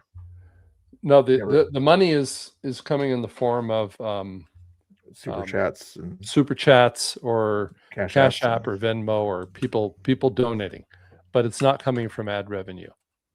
Exactly. Not those ones. If you're at home and you're not playing music or dancing to music like I do, then you have the opportunity to make a couple of cents off. I liked it your when you were videos. dancing to Ice Ice Baby the other night. That was Yeah, good. I'm sure that was like the first one. When I looked at my video later on, demonetized because of Ice Ice Baby. Yeah. Oh yeah. Well, you can erase it. Yeah, erase it and play it back later. I bet it's not. By the mean, time the live stream's over, though, it's nobody's going to go back and watch a 3-hour video. With, If you have 12 strikes, it takes so long to remove all 12 that it takes you several days. yeah, Unless exactly, you just yeah. sit there with nothing else to do. Yeah. Because each one takes like at least an hour. Yeah, And when then I- by when the I- time you got them off, who cares? It's done. So I know that's why if I'm bored enough, I'll go back through it. If I see have 1 to 3 kind of things that there, I'll go through those. But if it's got 4 or more, I'll either privatize it or delete it if it wasn't that important. But it's crazy. Haley, are you still watching there? If you were in the X chat earlier, that you're just chilling out with the fam, it's okay. I'll read the next graph. Yeah, go ahead. Some of these individuals have multiple felonies on their record. They'll stand outside of federal law enforcement facilities screaming about justice and order, while their own legal history tells a completely different story. People can change and redemption is real, but that's a separate conversation. The question worth asking is it a good idea that people with serious criminal histories should become the loudest mouthpieces for a movement built around the thin blue line and the rule of law? Any journalist covering this beat should be willing to ask that plainly. I'm not sure if I want to touch that one. If I get I might say something that'll get me in trouble with the new kids on the block or whatever. I think that's where Haley called this a hit piece. Oh, at that point there, Yeah. that's probably what she's. Yeah. What Haley, your thoughts on this? We'll give you time to do your response to this last paragraph anyway. Not the whole idea, but just kind of the paragraph you just read there. How about that? I literally made a YouTube page just so I can comment. Is that something we can pull up? What? Oh, you just subscribed? Where? Haley says I literally made a YouTube page just so Yeah. I can comment. Like you can comment on the X. So I saw you in the X. I just when you were commenting on X or whatever, I wasn't looking at that screen, but I saw it later on. I saw your X chats over there, like this one here, and that one there, and that one there. So yeah, you don't have to create an X just for me, but I appreciate the help out there. Jesse's there, or Jesse and Haley. If you want 2 girls to come up, they can come up and give their opinions before NTK's bedtime. Post my thoughts on X in our chat or something, or in your last post or something like that. Okay. After this, we'll read your the opponent's side of view. How about that? That would, I think it would be fair, I guess. But It's your on show. I get in trouble with it no matter what I say. What was it? I was going to say, if Well, I wanted to say anything about this, I don't know if anybody has criminal records out there. Not in any extensive criminal records on the right, anyway. They're Oh, they maybe do. somebody- Tommy served 8 years in prison. Yeah, And I like the he people- tells people he's not shy about it. He was owns talking owns about up to the it other night. exactly. Yeah. And that's why he probably thinks that it was mainly about him at that point. There might have been other people that had small things, but the cool thing is what he does down there, at least for the past 5 months ago or whatever, when he got other people to swing at him or do things to him, he exposed the left's criminal history and the lefties that were down there. So I'm going to give props to him for that, Mhm. even though, you know, he sort of did it because they hate him so much, but he exposed some of their disgusting criminal history after they wanted to take shots at him at that point there. So that's sort of a weird way of doing Yeah. journalism on his part by bringing out their criminal history that way. Nobody else would have known about their criminal history unless they had a new charge on them. So Yeah, and I know that, you know, it's easy to pass judgment. Shouldn't say it's easy, but you can pass judgment based on what you see on the surface. So one of the people who's taken really a lot of heat down there is Tinkerton, you know, Brian. And he has a number of charges against him, I think convictions, and one was for strangulation. I didn't know, not that I really need to talk about this, but I heard it was just a charge, not a conviction. But Okay, but that sounds bad. But Yeah. his side of the story was that his sister was attacking his mother, and he was protecting his mother. Nice. And so he put his hands around his sister's neck, and I don't know the details, but it was something along those lines. Protective, yeah. So, you know, Antifa gets out there in the streets and they yell, you know, Brian, you strangled your own sister, but they're not giving the whole context, context, of what might have yeah. happened. So it's that's why we don't want to touch it, because we don't know. You don't know the whole story. And I know from like some of my own work that it's easy to paint things a certain way.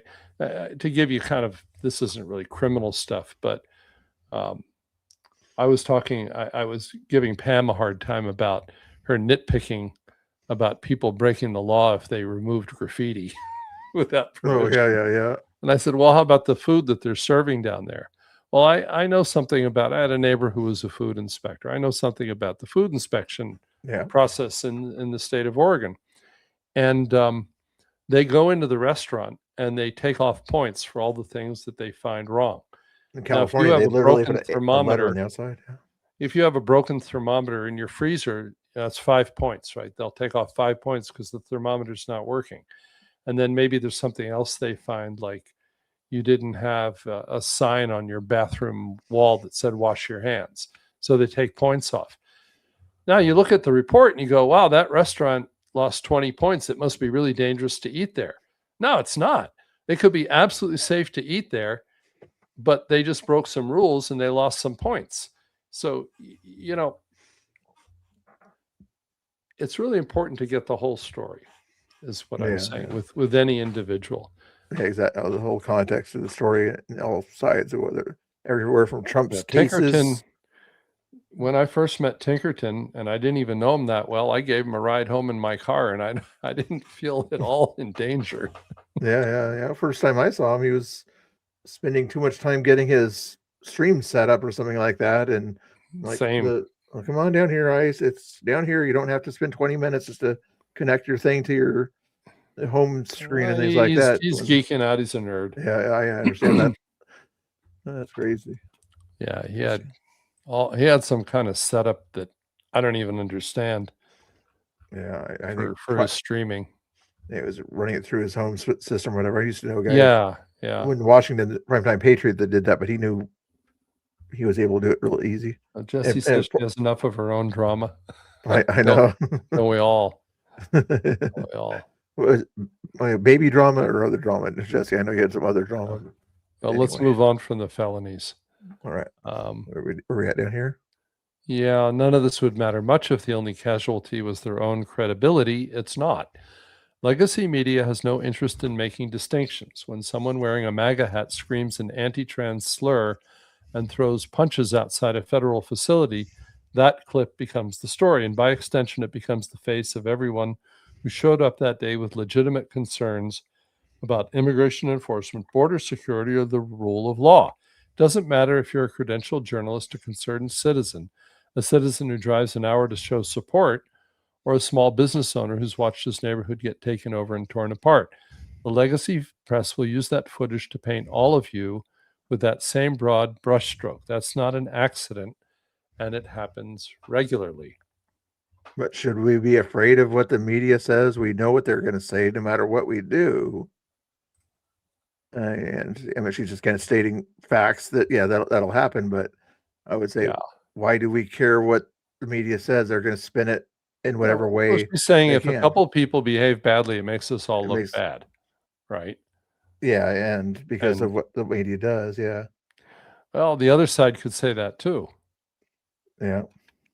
Um, And Haley's got a good point there. So we shouldn't let them kick our ass. No. what we should do if 2 or 3 people are making us look bad by doing bad things, and if those things are illegal things, I would say kick those people out. Using Will as an example in this case here, where me and a few other people called him out right away as soon as he slashed tires because somebody hurt his feelings or whatnot. That's when you should have kicked him out. That would make us look good, even in the eyes of the mainstream media or the normies out there. Oh, they kicked out one of their own for doing something like that. Yeah. Who was calling him out? I was calling him out for that. Nobody else. I'm not trying to say Tommy shouldn't have called him out sooner or anything like that. But when people do that, that's when you call bad things out. Anyway, sorry. Go ahead. Your point. I get a little heated about Will. Calm down. Let's calm down. Well, I think the question is, and Shelley's a good writer, but it's it's a really well written piece. But the question I would ask here is, does it matter? Like, if the media, first of all, who watches the news? It's mainly people over 60, I think. Yeah. Watch 60 Minutes and watch mainstream media. But does it really matter if they let's say she's right that they do this and it makes all of us look bad? Well, they all hate us anyway. Like, the left, as opposed to those middle of the road liberals. But the radical left, there's nothing you can do that's going to make them hate us anymore, because I think they're already at 10 out of 10. Does it matter in terms of hurting the Republican Party? And I'm just asking the question. Does it hurt the Republican Party? Does it hurt Republican candidates for governor if there's a couple people who the media picks up on for saying that trans women are men, for example? Yeah. Which is, or just using this as an example, I don't think it'll hurt him or anything like that. David Medina was down there early on when things were getting a little bit crazy with a group of people that were when Charlie Kirk and everything was the reason he came down shortly after that. But because he might have shook Tommy's hand or whatever, and the leftists don't like Tommy, is that going to make him look bad in the eyes of normie liberals and people kind of middle of the road or something like that? Like, oh, you shook the hand of someone that they consider a fascist, Well, there's a lot of tribalism on both sides, and there's a lot of guilt by association. And I learned that the hard way, because, Tommy had come down and give me a big hug. And then I'd walk down the street and I had Antifa say to me, like, well, we see you're with them, like you're friends with them. So you're a Nazi, you're a fascist, even though I never said anything. They just said, well, you're with them, so you're just like them. Well, that just because I shake somebody's hand or give them a hug doesn't mean I agree with 100% of what they say or do. I've shaken David Medina's hand too. I've known him since the COVID protests. That doesn't mean I agree with everything that he does. I'm not saying anything one way or the other. I'm just saying that's how it will come out. There's guilt by association. And it's on the right and on the left. Remember that one situation where some girl or whatever hugged Danny, I think it was, and Leilani got so upset that somebody hugged Danny. It was just related to Labubu's or something. I forget what it was about. Danny Rebel? Yeah. Or was it Chris? Danny or Chris. Anyway, they hugged her. And then the next day or whatever, Leilani found out about it, or it was on a stream, and she yelled at her and said, and the other person, what was her, if anybody knows the name of the other person, put it in the chat, but said that it wasn't a hug like I liked him. It was just a hug of agreement on it was a silly thing or whatever. But she got totally harassed and kicked out by Leilani out of some group or something like that. A lot of people got mad at Kamala Patty because she was helping Spider Mike out with his court hearing. Oh yeah, I didn't know about that part. You didn't catch that? I thought they were mad at her because she was talking nicely in pretends or Taco's chat or something like that. Maybe I wasn't paying attention. Well, it to might too have much been of in that chat, but she was giving Mike strategy on how to, do well in his court case. And they were like, well, you're not a patriot. Well, that's not true. I haven't had a chance to ask. I'd like to talk to her and find out why she was doing that. But it's like, Yeah. if you're nice to the other side, there are people who will disown. each other. Yeah, and that way back in 2020, and even more so, in my opinion, now. Not to bring up more drama than I already bring up, but I guess somebody when they donate to a lefty like Pretend Media, when they're really kind of giving them a hard time, but they're still sending him $20 or whatever, 76, that person gets kind of the cancel treatment or something like that. Mm-hmm. But it's part of entertainment. You're sort of paying somebody for entertainment. You disagree with their ideology, but you give it to them for entertainment purposes. I don't like everything that that one comedian Dave Chappelle has to say or something like that, but I would still pay $10 to go see him, Mm-hmm. that kind of stuff, Hey, Haley, it was Hearts for Me or somebody else. The other side, there was a night in March when a bunch of people got maced. Ground Zero got maced. Veteran Chris got maced. That was rare. Oh yeah, that and one, two other people. And the Antifa medics came down to Patriot Corner and asked if we needed help. Now they helped their people first, but they did come down and offer, help for the tear gas, for the pepper spray. The people do sometimes do that and reach out, and it's gone the other way as well. I like it when people try to build bridges and just be human. And some of them you can't talk to and some of them you can. And they'd probably say that about us. But the first night I went down to ICE, Mr. Bill, was in early October. One of the protesters was so drunk he kept walking into traffic. Like literally the guy was wasted and he was going to get hit by a car. And we took him over to the Antifa camp. We walked into remember that big camp they had along Bancroft Street that took up the whole sidewalk? Exactly. We walked into the camp and this guy in Black Bloc walks out like, what are you guys doing here? And I said, look, your guy here needs attention and you've got medics. He's going to get hit by a car and he needs medical attention. And he kind of looked at me and he said, well, you're being respectful. Thank you. I guess, we're all human beings in the end. Yeah. And we actually had a short but civil conversation, and we didn't get attacked. Yeah, exactly. Some people will be nice enough to kind of do that, but you got to find or know the people on the other side that are willing to. If you found a certain person at that point there, usually maybe it could have gone really badly. But we didn't want to see somebody get hit by a car because he was acting crazy. No, he's drunk. I mean, he was really inebriated. I don't remember that situation. He was really drunk. That's craziness.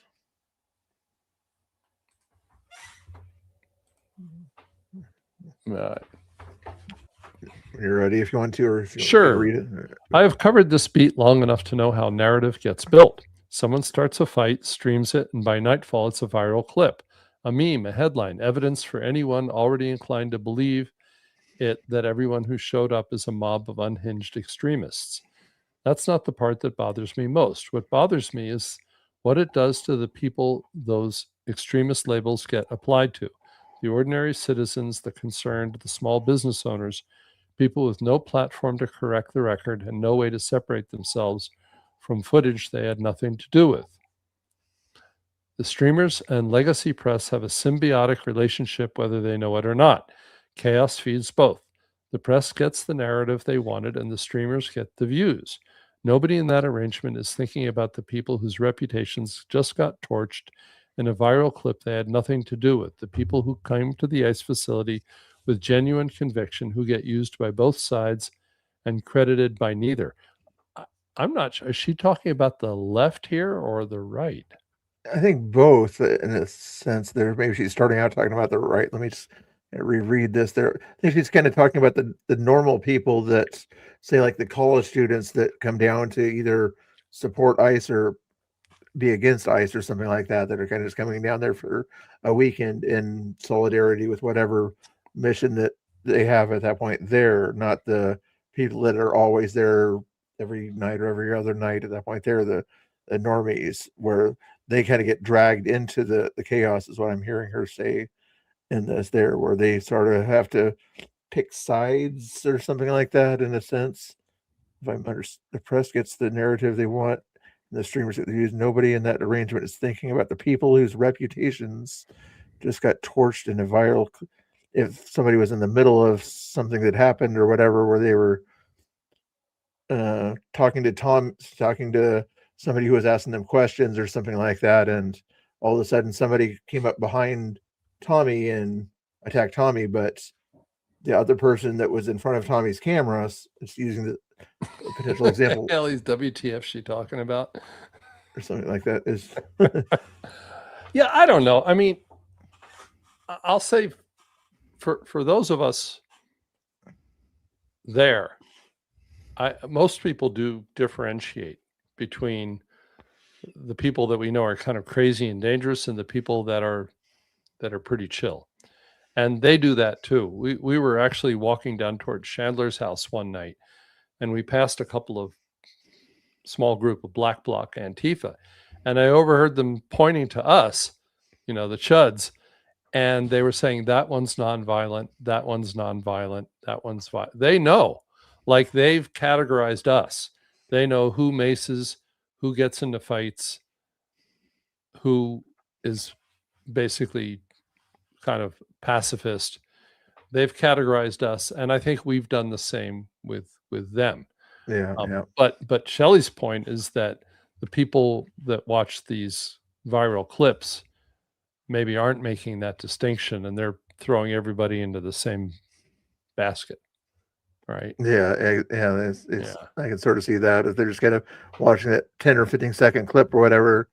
It was somebody kind of acting silly. They think everybody on that side is being silly or saying the meanest thing, so they're the evil side of the story or something like that, rather than. Well, yeah, but hasn't that always been true, that like you're watching the George Floyd riots and somebody's trying to burn down the federal courthouse? Now, they're not all arsonists.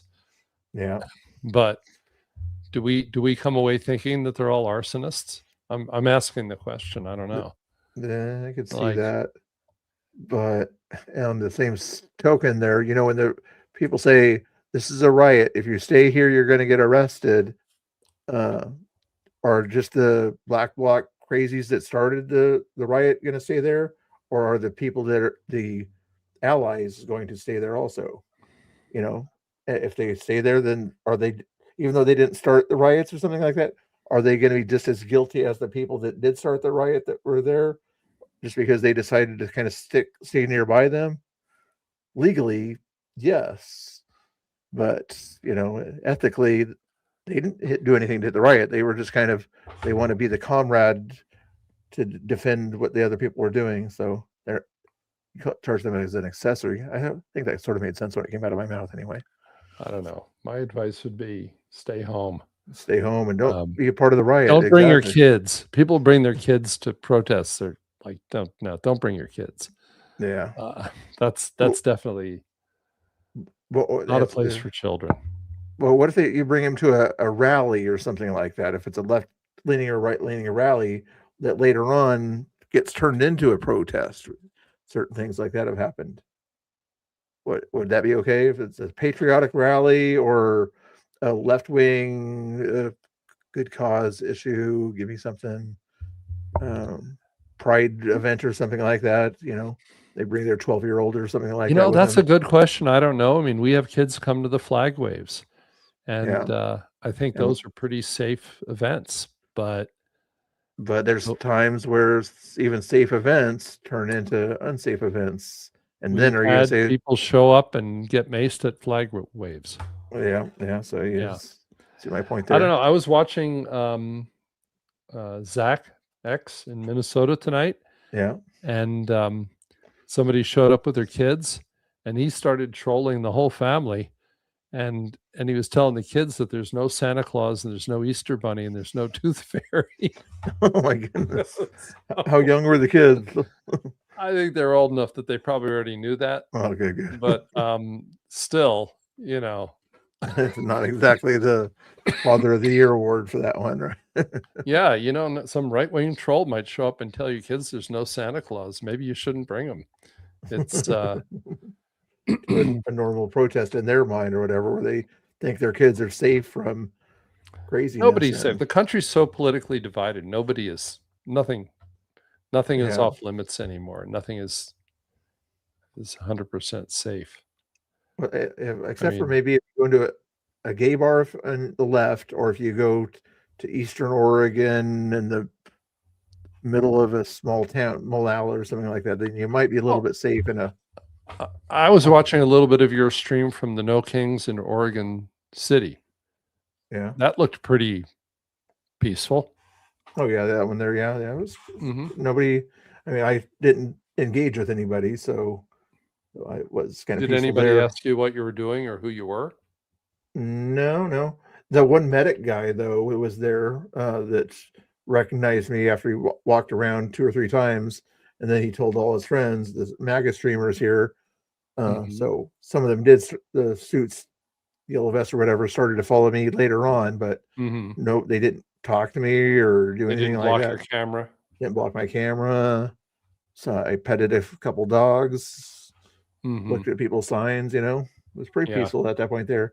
Well, I still am mad at that guy though. I'm like, I tried to shake his hand because the night before is when to me, he looked like he was trying to de-escalate the situation with Shane when the pew pew situation happened.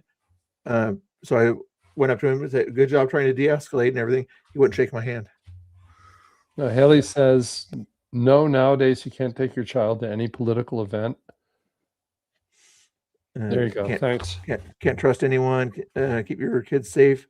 But if you, as a parent, feel it's a good decision, I will not judge. That's a good way to think about it. Let people be people and make their own decisions for their kids. But yeah, they need to make smart decisions, as she's saying there.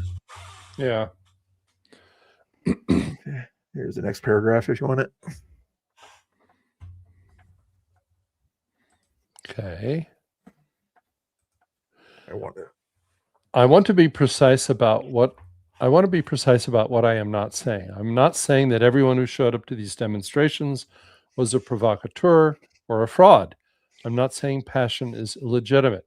I'm not saying you need a journalism degree to cover a protest or a political science background to care about your country's border security. I've seen plenty of ordinary citizens show up and conduct themselves with more integrity than legacy press.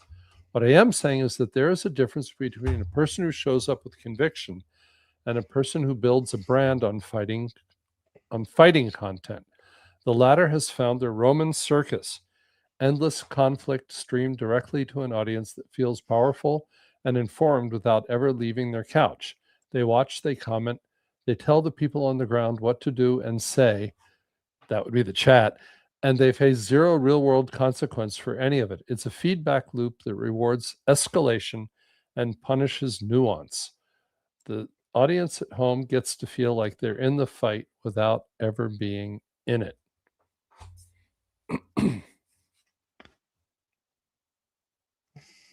Go back to that first paragraph there. She's not saying that everyone who shows up at this demonstration, sort of like what we've kind of been saying, was a provocateur, but she is saying, you need a journalism degree to cover a protest. I've seen plenty of them. Okay, what I am saying is that there is a difference between a person who shows up with conviction and a person who builds a brand on content. But can't they be both the same at that point there? You know, where you come in there with conviction, you know, and you're sort of still building a brand. I think both can be true. You can be building a brand and have conviction. She's absolutely right. The second paragraph, she's absolutely right. The chat feeds the can feed the they tell the people on the ground what to do and say. Yeah. They do that. They can influence what's going They'll on. definitely Exactly. egg people on. And I think something that she said earlier is true, which is that de-escalation is bad for the business model. You know, if everybody was kumbaya and had a big group hug and stopped fighting, it would hurt a lot of people's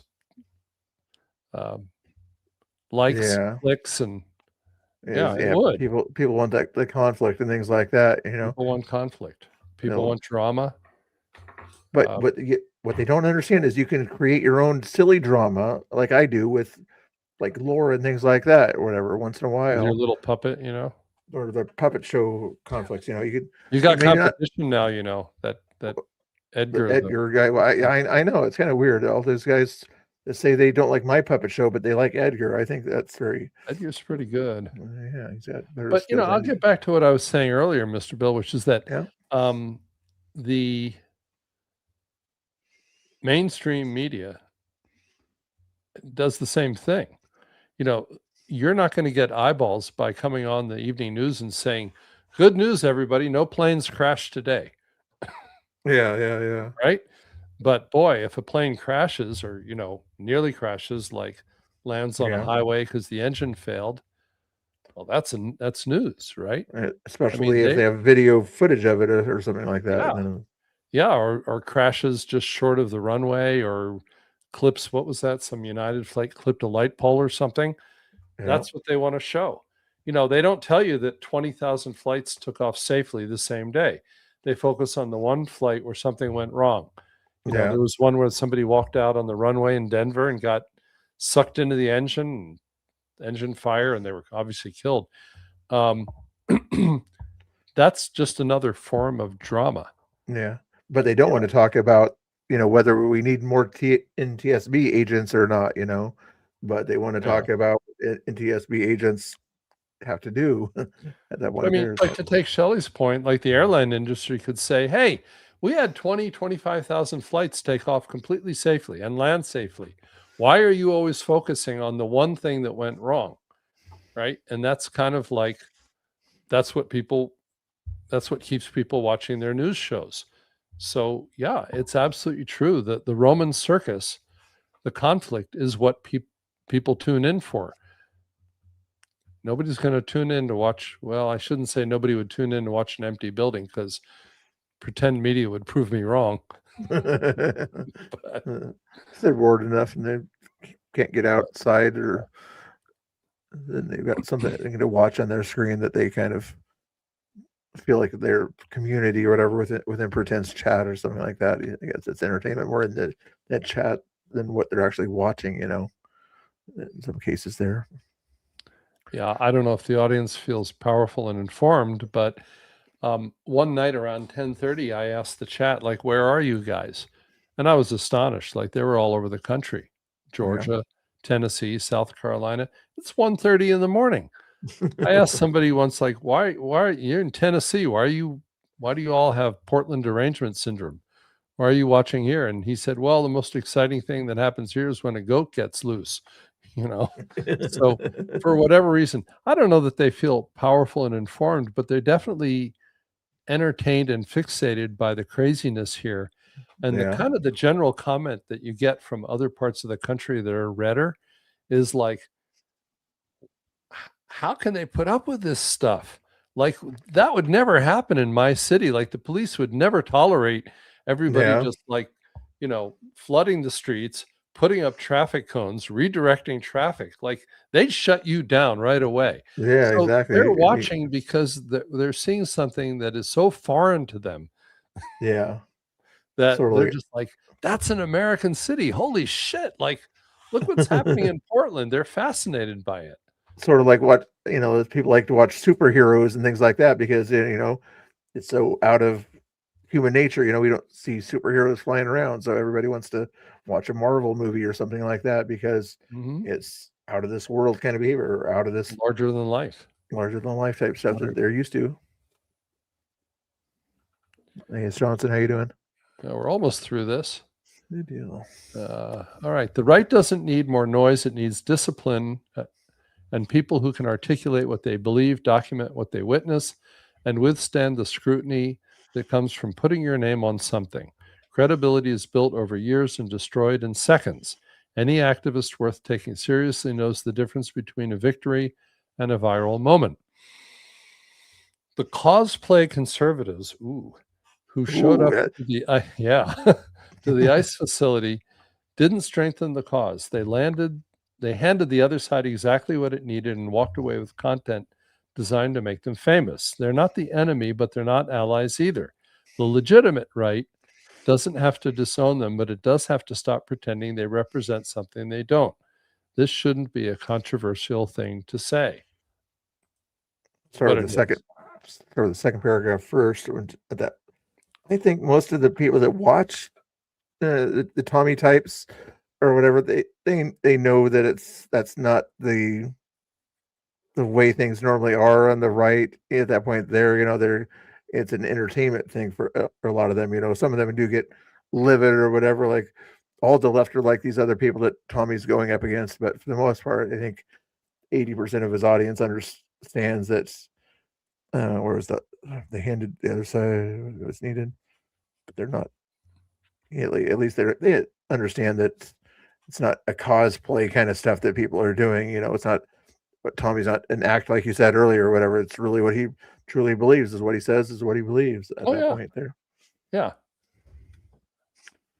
Do you have anything to add to the first paragraph or second paragraph? Let's see. The right doesn't need more noise. I think here we're conflating two different things. There is that world of discipline and credibility, and then there's the world of entertainment. I'd be hypocritical to look. I've probably watched every episode of Survivor. Yeah, and I've not talked about this a lot, but I spent a good part of my career working in tabloid journalism.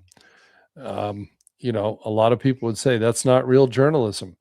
And we were definitely just looking for content. We were looking for sensational stories. Yeah. This is the sensationalism of 2026.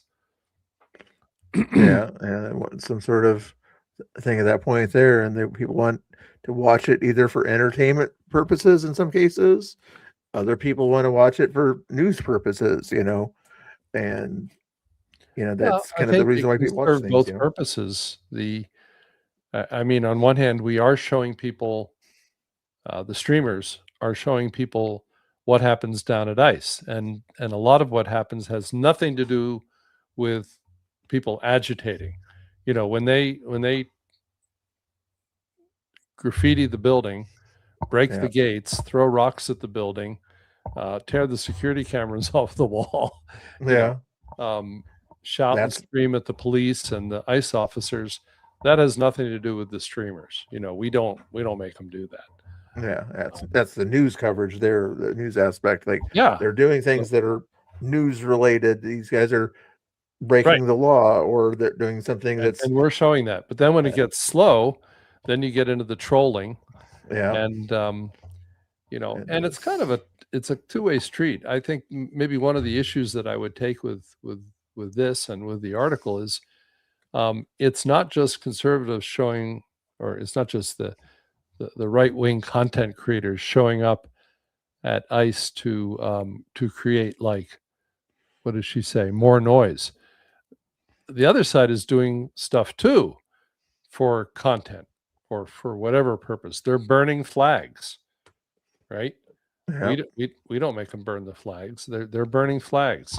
They're dressing up in crazy animal costumes.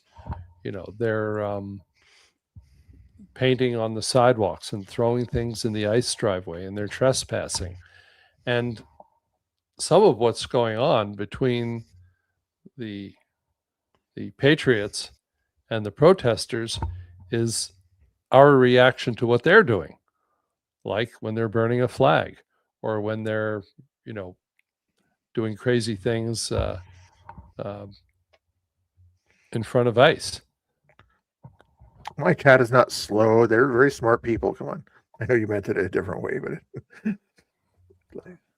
Your chat is slow. Yeah. Well, we need more feedback from the chat. We need people to give your thoughts out there. give Don't their- be afraid their to thoughts on this article. You won't get in trouble in my chat for giving a thought that might get you canceled by other I people. think the thing that people would find problematic is what does this mean, the legitimate right? Like, who decides what's the legitimate right? Oh yeah. And what's that's kind of Well, it doesn't have to disown them. That's it. Yeah. Well, I mean, to take my own example, I worked for traditional media, and then I worked for tabloid media. Well, some people would say that tabloid media was not legitimate, but millions of people bought it and enjoyed reading it. Yeah. And some of the stories that we broke were darn good journalism and were true. You know, you're old enough to remember Johnny Carson. Yeah. Right. Well, I remember when the National Enquirer talked about his marriage being in trouble, and he held up a copy of the Enquirer on the Tonight Show, and he threatened to sue the Enquirer. And he said, these sons of bitches, you know, are making up these stories that aren't true. Yeah. 6 months later, he was divorced. Right. Yeah, they're all true. It was absolutely true. And the story that we broke about, this goes way back, but you remember Gary Hart, Senator Gary Hart? Oh yeah, and his situation. He was running for president, and he was having an affair with a 28-year-old beautiful girl named Donna Rice, and the Washington Post was onto that, and so was the National Enquirer. Both the Washington Post, the respected left-wing paper, and the National Enquirer were trying to get the story about Gary Hart's affair. Well, the Enquirer had more money. They had a bigger checkbook, and they paid her friend for the photos of Gary Hart with this girl in the Bahamas and put them on the cover of the paper. And Gary Hart's presidential campaign was finished at that point. He dropped out. The Enquirer had the pictures? Yeah. Paid for them. And I think he was still trying to fight it for a little bit after that, because he could sort of say that the sitting on Enquirer his lap. No, it was then there was no AI back then, so no, she was sitting on his lap on a dock, and in the background was the boat they'd spent the night on, and the name of the boat was Monkey Business. You can't make this stuff up. And he had this shit-eating grin on his face. You know, his wife stayed with him, and he remained in the Senate for a long career, but his presidential campaign ended, and George Bush won, Sr. I forget who they replaced him with, but the point being that, like, you know, people would say that the Enquirer is not legitimate newspaper, but sometimes it actually broke stories that the mainstream media, like the Washington Post, was trying to get. And, you know, but then they had the UFO stories and the, you know, all the celebrity all that news stuff. Yeah. Yeah. But it's, you know, does that make it not a legitimate paper? Right? Yeah. When they do a little bit of news and a little bit of entertainment, same concept as. I can tell you this, I got a legit paycheck. It didn't bounce. That's good. As long as the money comes out through, and that's what a lot of the people that are out there doing it, you know, are just doing it. They want the news, and they want to be authentic and presenting what's going on out there. Some of them do. Some of them do more trolling than others. But having an affair with Monica. Yeah. Well, you know, Bill Clinton's attorney was also the Enquirer's attorney, David Kendall. I knew him. He was our attorney. He had to recuse himself from any Clinton stories because he was also Clinton's attorney. And he would fly down from Washington, D.C. and read all the stories. You know, by the way, the attorneys don't care if the stories are true. They care if they're actionable. Interesting. Yeah, I could do a whole show on that. You can say something that's true and get your pantsuit off. But as long as you don't, if it's not something that the court can get you on, that's where they want to make sure you. Well, keep like it to out of give the you an movie. example, let's say we ran a story about some movie star has cancer. Nobody knows, but we break the story that they have cancer. Now they can't get a movie contract because they can't get insured. They make $20 million a movie, and now they can't get a movie deal because we revealed that they had cancer, and now nobody will hire them. Story could be absolutely true, and they'll sue you for damages, and they'll win because they'd be like, you revealed this private medical information about me, which is true. Now I didn't get my movie deal. They dropped me from, they were going to sign me for this movie, and they dropped me, and you got a $20 million lawsuit for a true story. Yeah, good night, Jesse. Have a good night. Good night. Good night, Jesse. I'm curious, Cashman, on this one here. Even though we're kind of covering, news related stuff, at least from a reporter's point of view, are you being entertained by our good looks on here, or what is it that's entertaining? I doubt it. I'm guessing it's something that he disagrees with. Maybe it was that butt shot of me with the chainsaw. I'm not sure if he was over here for that one there. Yeah, if you want to go back in the video, you'll see some very interesting entertainment out in the woods with NTK. I'm not going to tell you what it is. You'll have to chainsaw wildly. If you here, I'll give you the link if you want to get some real entertainment here. There's the NTK link there. Watch his latest video. Well, while you're doing that, I'll read the last paragraph. Okay. I spent 9 years on this beat. I know what it costs to do this work honestly. When you call this out, you become the target, not just from the left, but from the very crowd that felt they owned you, and their online mobs are indistinguishable from each other in both tactics and temperament. But that's not even the real cost. The real cost is what gets lost in all of it, the true narrative. The historical record of what is actually happening outside those federal facilities. How federal protective service officers and ICE agents are being treated, what that neighborhood is absorbing, what this community is becoming. The chaos is the point for some people. For the rest of us, the chaos is the enemy. And as long as the circus keeps running, the story that actually matters doesn't get told. I got to say, I don't know that the online mobs are indistinguishable in tactics and temperament. Shelley's had her tires damaged by caltrops placed in her driveway. Yeah. I don't think we've ever done anything like that. I hope not. Yeah, I don't think so either.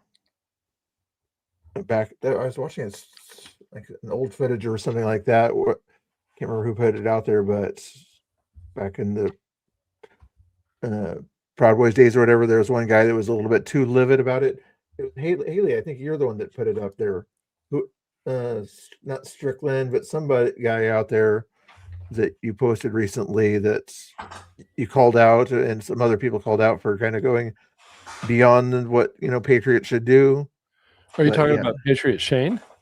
No, talking about us way back in like 2018 or 2019. Michael Strickland, the guy who was arrested and convicted for brandishing. No, it wasn't him. It was a name similar to that. I think Haley's the one that posted this. Let me see if I can find it. Kyle Rittenhouse. No, it was a local person that you may not recognize it as well as. No, I got the wrong Haley on that one. Haley. Yeah, reports. Is it you that posted that? Aliens spotted walking with Richard and Pam to the bar near ICE. What's that about, Louis?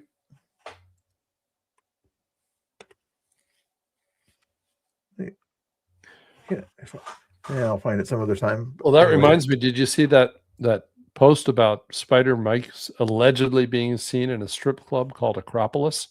Yeah, I was wondering about that. Near Selwood. Yeah, I saw some left there every night.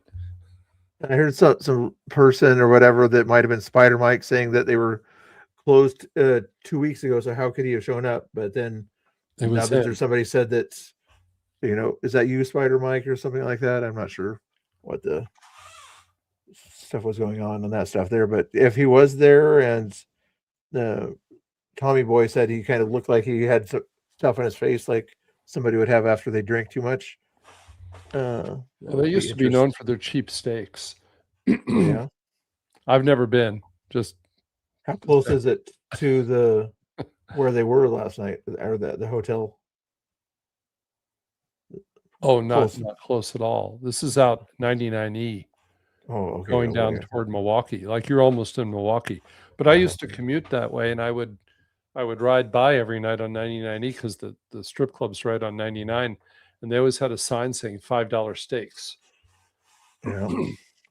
This is quite a ways back. Cashman, yeah, exactly. Your point of view. We brought up that earlier. I'm not sure if you were watching, but yeah, that's why some of the people that watch all this stuff out there, whether it's Tennessee or whatever, they're not used to the police not doing their job and things like that. So yeah, I knew that boy. Mm-hmm. What was it? But yeah, this last paragraph. Mm-hmm. The historical record of what is actually happening outside those federal facilities, how Federal Protective Services officers at ICE are being treated. Neighbors, even though they're out there, they still report on that stuff through their cameras. I filmed that all the time. I filmed police being abused and screamed at by protesters. Being shoved. I was right behind a line of protesters one night in early January, and the police had a line of bikes, and they were just screaming in their faces, and that's all documented. But I'm not the only one. I mean, the only one who didn't do that was Tommy, because he was banned. You know, he was banned from being in front of ICE, but everybody else was filming. I mean, whenever those gates opened and those federal protective officers and the ICE officers came out, we would all just drop whatever we were doing and just beeline it over to the driveway, to the blue line, and cover that. So yeah, I think that was shown. Yeah. And it was always the same. You know, it's always the same story. And I saw this the very first time I went down there, and I filmed it the first time. I didn't have I just had a handheld phone. The DHS cops, but actually then it was like ICE guys in riot gear and like camo and all, would come out. But before they would come out, they would make an announcement on the loudspeaker, you know, letting people know, need to clear the driveway. This is a federal facility, blah, blah, blah. So everybody knows the drill, right? They know that they're going to be coming out. Then they come out and they'd be walking in formation, and the protesters would like move back as slowly as possible, like just fast enough that they're moving, but sometimes not fast enough that they'd have to push them a little, shove them a little. And sometimes there would be some scuffles. Maybe they'd push back and they get arrested, you know, or they would scream and make it difficult.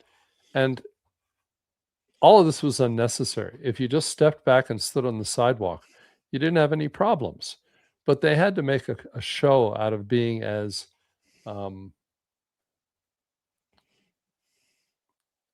show as much resistance as possible. And at the same time, they're screaming at them. Sometimes spitting will get you arrested too. We all seen the clip with Mace Face, you know, yelling at them and getting maced. I think there's been really adequate coverage of how badly all of those, both the Portland police and the federal police, get treated.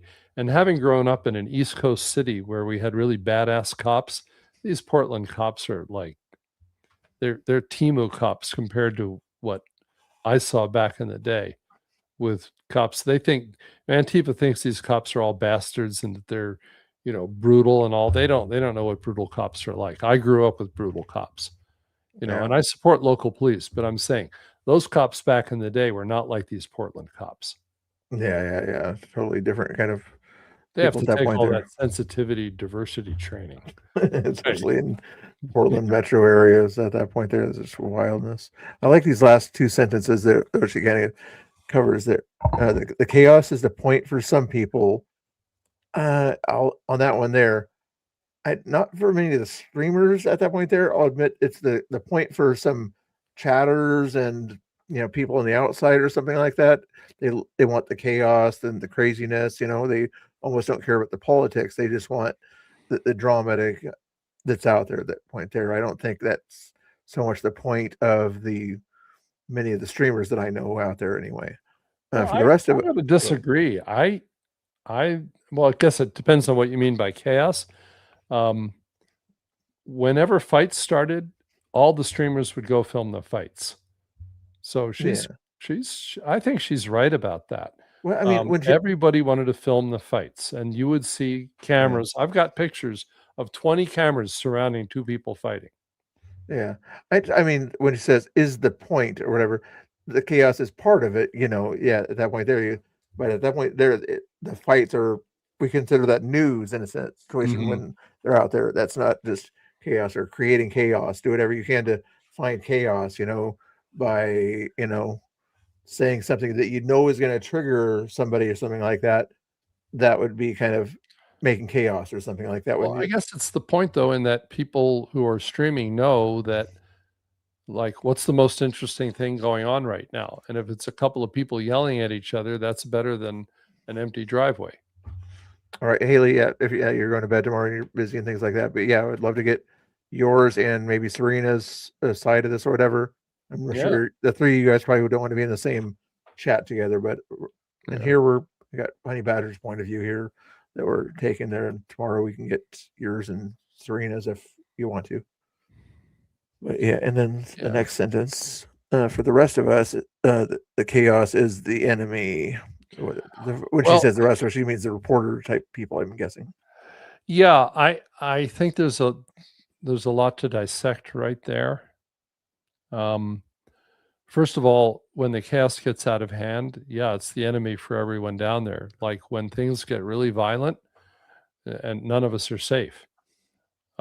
You don't want to be in those situations where a mob begins. Like the night when all the macing started, that was pretty bad. And then everybody was pushed down the street toward the spaghetti factory. That's a scary situation. That was that kind of chaos. Yeah, we don't want that. But the other thing that, and I know that I'm just reading my own opinions into what she wrote here. The chaos can be the enemy in that there's the guilt by association. So I think what she's saying here is that the people who don't agitate are getting painted with the same brush as the people who engage with them. So that hurts everybody. I think that's what she's saying there.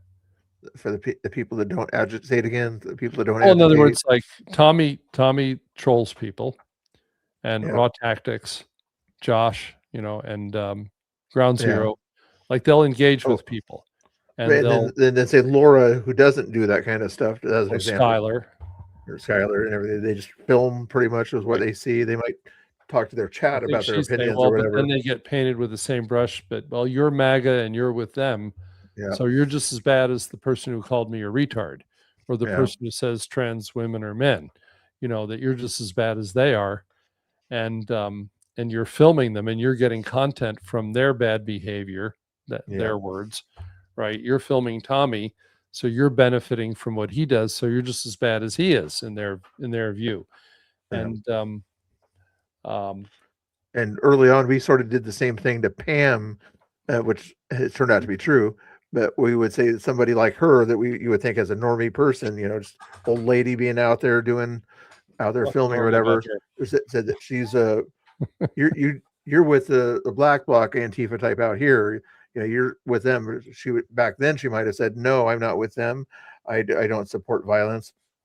7 months later, you heard in the space the other day, she could not deny the fact that she is against violence against people she doesn't like. But the argument here, and it's an argument that we've talked about in the chats, is are the people who engage making everybody less safe? And the argument is that they're making us less safe. And maybe that's what she's saying when she says chaos is the enemy and the circus that, keeps running. Because definitely, well, Tommy doesn't go down to ICE anymore. But now you've got Tommy and some other folks going to the various protests and trolling people at those events. And does that make them angry? Yes, it does. It pisses them off, right? They don't like it. Do we all get painted with that brush? I've seen it happen. Like, absolutely, I've seen that happen. Yeah. But I'm also going to say appeasement doesn't work. And people who never agitated, never engaged, never disrupted, never opened their mouths, like Katie Davenport and Shelley, got targeted too. And this was before this was before Tommy ever went down to ICE. They got targeted anyway. Skylar, who never opens his mouth, they made a doxing poster of him.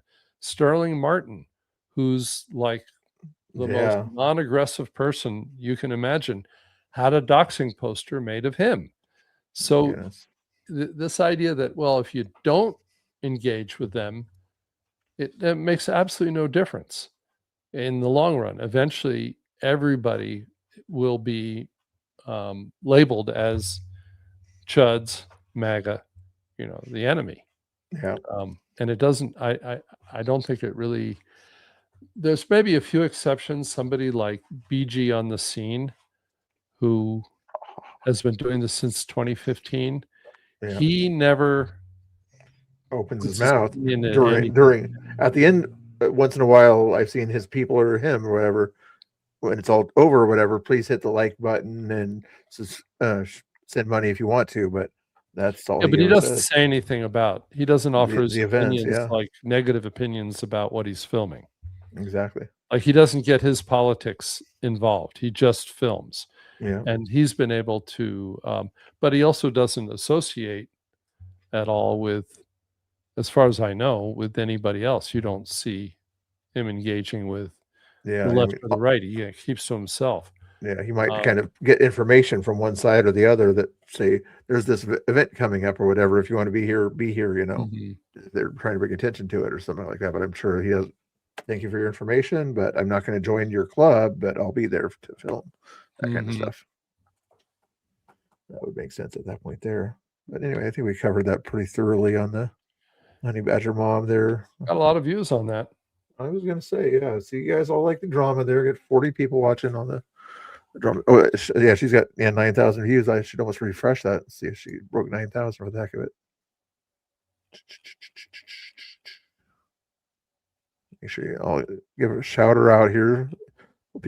Just as we were watching that, she got another. Forum says, Honey Badger Mom Katie, plenty of people have been assaulted before trolling. Yeah.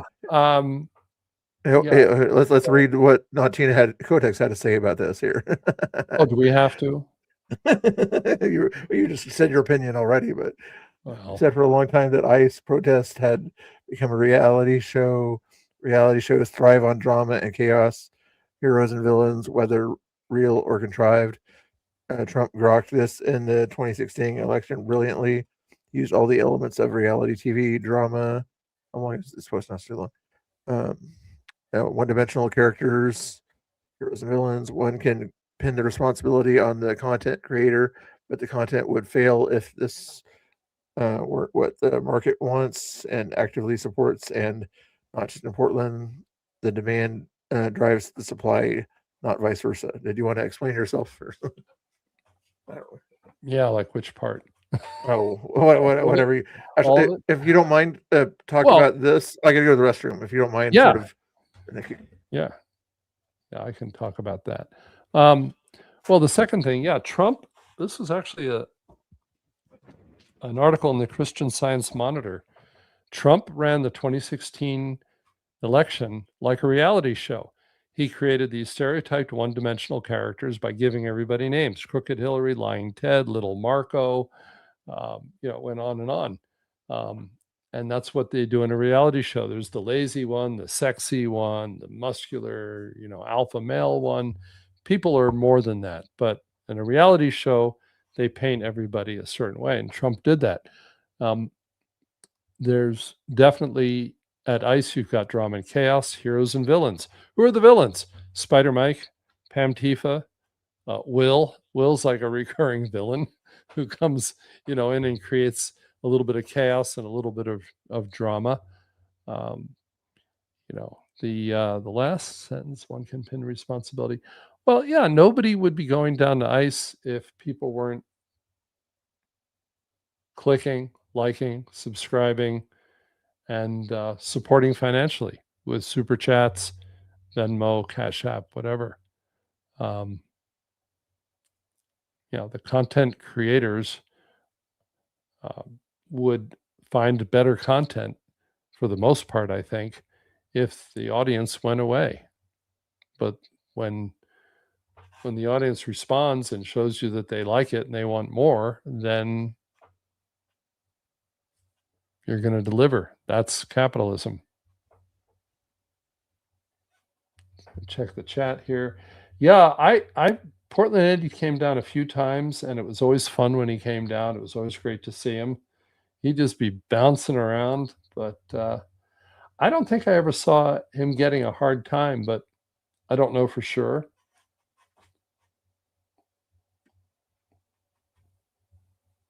Honey Badger Mom is asking, well, she's already gotten pushback for sure. But, you could argue that she is also creating content with this article that we just read. And that was designed to also generate engagement. And it certainly did generate engagement. Everybody was talking about it, and there was a lot of back and forth with Haley. BCP has great content. He does. I really appreciated the fact that BCP spent a long time talking about hantavirus the other day. He streamed, I think it was a World Health Organization meeting with a lot of doctors, and there was a lot of good information on there. Of course, that's a story that'll keep changing, So Undated says Will is the villain neither side wants. Yeah. Well, Will is like the recurring character. So in a reality show, you have these recurring characters who come back from time to time. And it works for the show because they don't have to introduce a new character. Everybody already knows who that character is. And they, oh, God, Will's back. What's he going to be up to now? Ooh, I think, Will's a recurring character. The stars, to me, of the ICE reality show on the quote villain side, at least as far as our followers went, were like Spider Mike, Mace Face, and Pam Tifa. Those are the ones that everybody knew and recognized. And if I'm leaving anybody out, put it in the chat. I probably am. Those were the three that everybody knew and everybody recognized.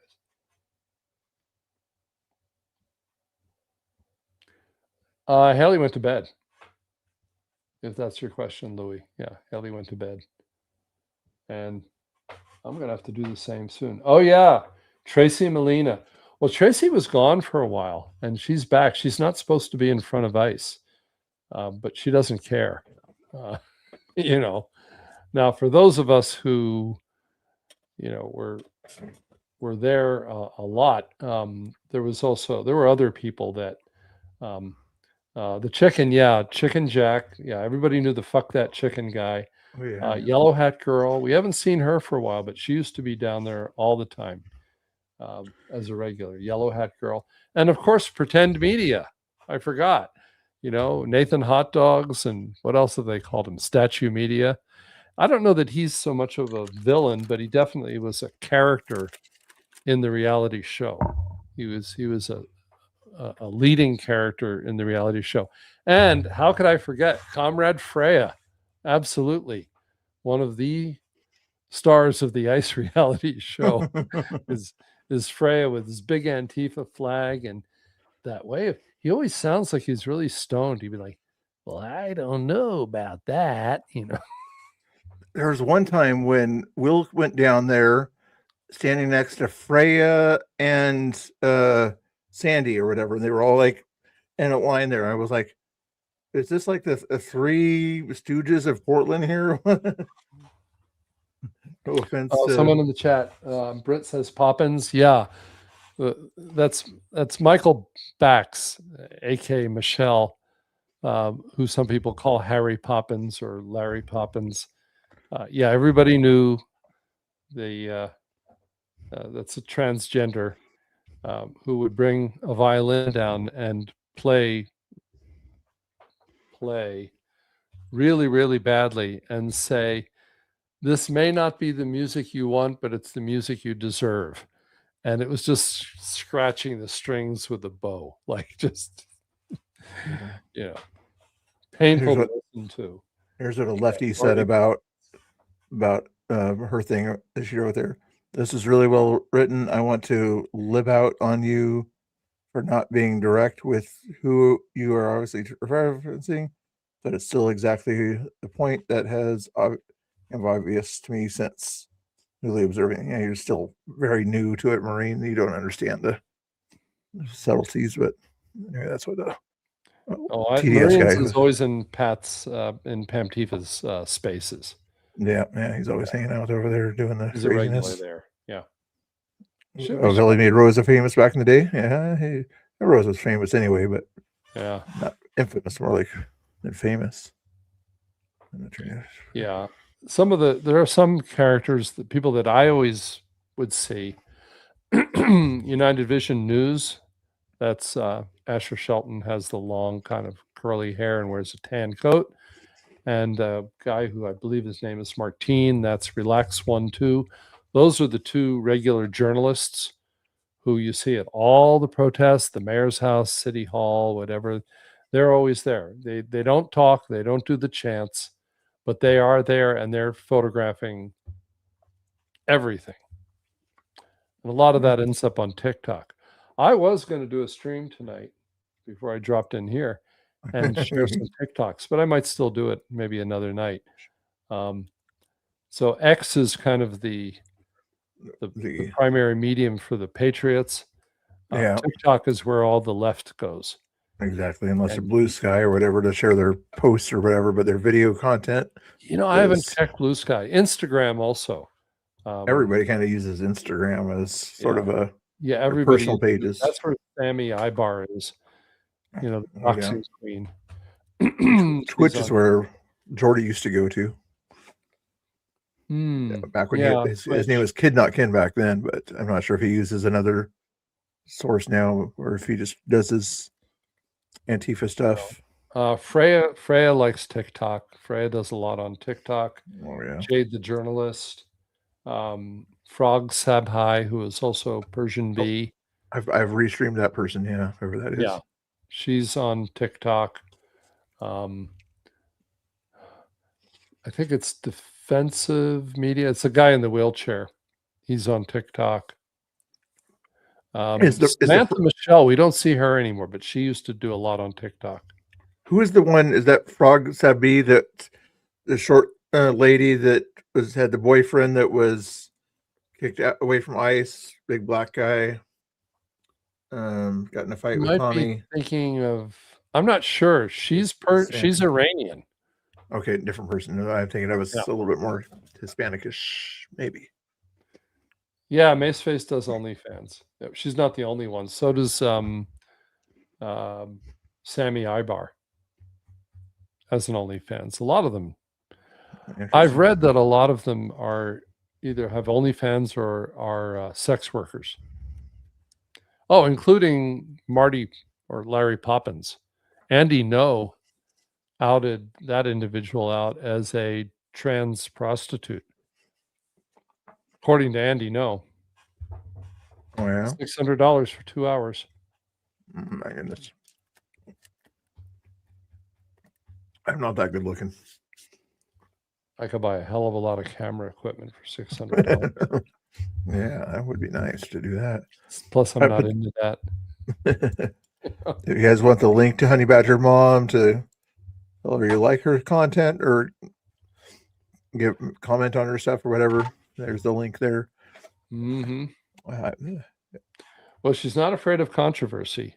yeah. Whether one She side or the definitely other. got it with this article. But you know, Yeah. she's a good journalist, and she Yeah. wrote a really great piece that I reposted about a week ago, where she talked about the infrastructure that supports all of these protests. Yeah. And no, actually, it wasn't so much about the infrastructure that supports the protests. It was about the infrastructure that supports the illegals. That's what it was. Yeah, the illegals, legislative, financial, legal, the nonprofits. There's a whole infrastructure in place. They all work together. She shows that in the article, how they all work together to help illegal immigrants avoid deportation. Yeah. Catholic Charities, among other things. Mm-hmm. Yeah. I think part of the reason she's Honey Badger's not well liked is when she does things like repost Carolyn, Dr. K's, whatever she said in this thing here. I'm not a big fan of her either, but not exactly the quality of Andy No and things like that. So it makes it look like she's anti Andy No, and that's not really a good patriot thing to do. Or it's a Is that her? I think. I'm guessing she went on a diet or something like that. Or I think she's got a beauty filter on, and I'm not casting aspersions. I've met her. I met her down in front of ICE one night. I saw the video of her when she was saying, "Some of these guys had my back." Yeah, she looks 10 years younger there. Yeah, probably a beauty filter on the face. I'm not sure about the rest of the. It's amazing with those beauty filters. I should get one. I might need two. I need just a shaver, is what I. But they, there was a Chinese woman. Somebody posted this. I think it was Ryan Amaker actually. This Chinese woman was using this beauty filter to make herself look like 15, 20 years younger and very pretty. And she was, in this for money, right? It was some kind of account. And the beauty filter failed in midstream. And everybody saw what she really looked like. And then it kicked back in. And it was like, oh my God. Oh.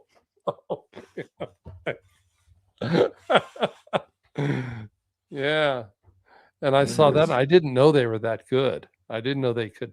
I mean, I've had a few apps that had those, and they can make your teeth a little whiter and get rid of the bags under your eyes, but this made her look like a different person. Wow. I think she's got to be using one of those. No, you can look ugly, Metch. Yeah. You don't have to be good looking on the internet anymore. Spider Mike is proof of that. Yeah, I'm not sure who that Twitch person is. I was almost going to time them out for a minute or two, but I can't do that on Match. Yeah, I'm not sure. I have my Twitch going over there too, so I don't know. No worries. I was Nightbot or whatever. Chatty there. Nightbot, because nobody else is chatting. Sometimes Nightbot wants to. I don't know how that works. Do you tell Nightbot to do that, or is it automated? Those ones there, these ones here, were automatic. That I have it set on a sort of a timer thing or whatever that you show up. Other ones are automatic, like when I hit exclamation point in TK, then it'll come up with a Nightbot thing there. But sometimes I have Nightbot the name that you gave it, or is that the name? No, that's what the Nightbot.io. If you wanted to add that to your channel or whatever, so in case you wanted to. It's not part of StreamYard. It's its own separate thing that's interfaces with your YouTube channel and whatever goes into your. I don't want YouTube any channel. bots in my chat. No. Oh, you don't like those bot troublemakers. Okay. Oh, you're a Nightbot. Yeah. Anyway, I think somebody needs to be timed out again. Oh, Louis is behaving himself. Not him. The match person or whatever. I see. It was one. Or wait until he was doing something like that on that one there. But since it's on Twitch, I'm not worried about it. I think a lot of Shelley's article was directed at Tommy, and Tommy has said he said this the other night. He says Shelley doesn't like me, but he says he doesn't have anything against her, and I think he'd like to be friends. Yeah, I blocked that Twitch person, so it might take a little while for it to go through. Hopefully, it'll go through soon. Anyway, yeah, it would be nice to get somebody from the other side. Yeah, Shelly's a good person, but yeah, you don't have to agree with all her opinions or anything like that. A lot of people, same thing with Trump or whatever. Yeah. Some Well, I people think agree. overall she's absolutely right about the content. The content is driving it. Content and chaos is driving the content creators. That's what they want. That's what the audience wants. She's absolutely right about that. But I guess I disagree in that, like, the people creating content never claim to be journalists. They're content creators. Yeah. And social media is, what's the word? Rife with content. Yeah. That's what everybody's doing. Like, they're doing van life, right? They're Yeah. filming themselves traveling. You know, you got a cute young couple and they travel around the country in a van and film their life. It's about content. That's what Yeah, I think- everybody's looking for. I think she on might be YouTube. mad also that she may not have said that in the article, but she's thinking people that are kind of creating content, chaos content. Well, to some degree. people, but not all of them. Yeah, And I think exactly, she does say that. She makes that clear. Some of the people went down to ICE and just filmed. You know, a lot of the patriots just went down and filmed. Some of the patriots didn't even film at all. They just hung out at Patriot Corner, and it was a social thing. Then there were people like Iceman who would go down and, say Trump is still your president and we love ICE and that kind of thing. Yeah. And then there were people who actually got into arguments, and some of them were filming and some of them weren't. You know, I've saw an awful lot of arguments, street fights, and a lot of times the street fights were not started by streamers. Mhm. You know, Yeah, yeah. it's I don't want to somebody else name that was out names, there. but there were patriots who weren't filming at all, who would get into big arguments with people. But the streamers, of course, would be like, There's something's going to happen. Let's go follow I wanna what's going find to a- happen. A proper analogy here, but flies to honey or whatever. Yeah. you know. The streamers would all be like, "Oh, hey, what's going on over there? Yeah. Let's go." We'll find out what's happening. Yeah. film And they're But, so much to the everybody's point very where vulnerable. they would sort of create a network or whatever when things were happening, maybe some important news things or whatever, that they would sort of be able to interact so much that they could find out what's happening and what part of ICE or something like that. Well, I suspect that some of the people watching were kind of maybe secretly hoping that somebody would hit somebody or Yeah. somebody would get maced. And most of the time that didn't happen. Unfortunately that's happened more recently, but most of the time these arguments went nowhere. It was just a lot of noise. But, that's not to say that the audience wouldn't have wanted to see. Yeah, it's not that they wanted to see people get hurt, but I suspect that some people watching would have been more entertained if there was some shoving, Yeah. Yeah. who And then shoved there who were those first? moments like when Rebel took a swing at that Antifa that, that was back in They were trying to October. grab her camera. Yeah. Yeah. Like Cam Higby had the aerial view of that too. Because certain camera angles on certain events or whatever could make it I look was like- there, but I didn't get a very good shot of it. But I was there, and I mean, it's hard. I don't think people may not realize when there's a big crowd like that, and suddenly, like, the whole crowd will begin to move, and it can move backwards, and now suddenly you find yourself being pushed by people in front of you who are walking backwards into you, and you're holding a tripod. Right? You're Yeah. trying to move with it, and it can get pretty crazy.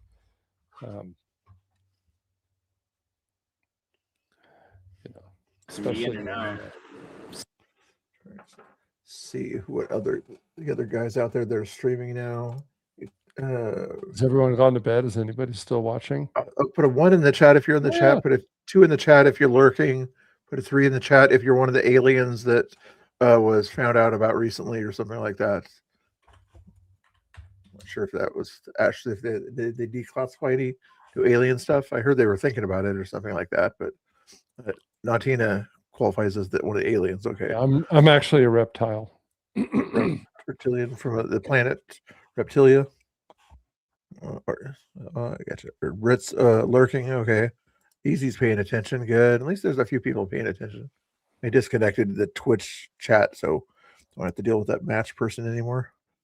Mr. Walker's hanging out there to get jobs. Oh yeah, well, that's the thing.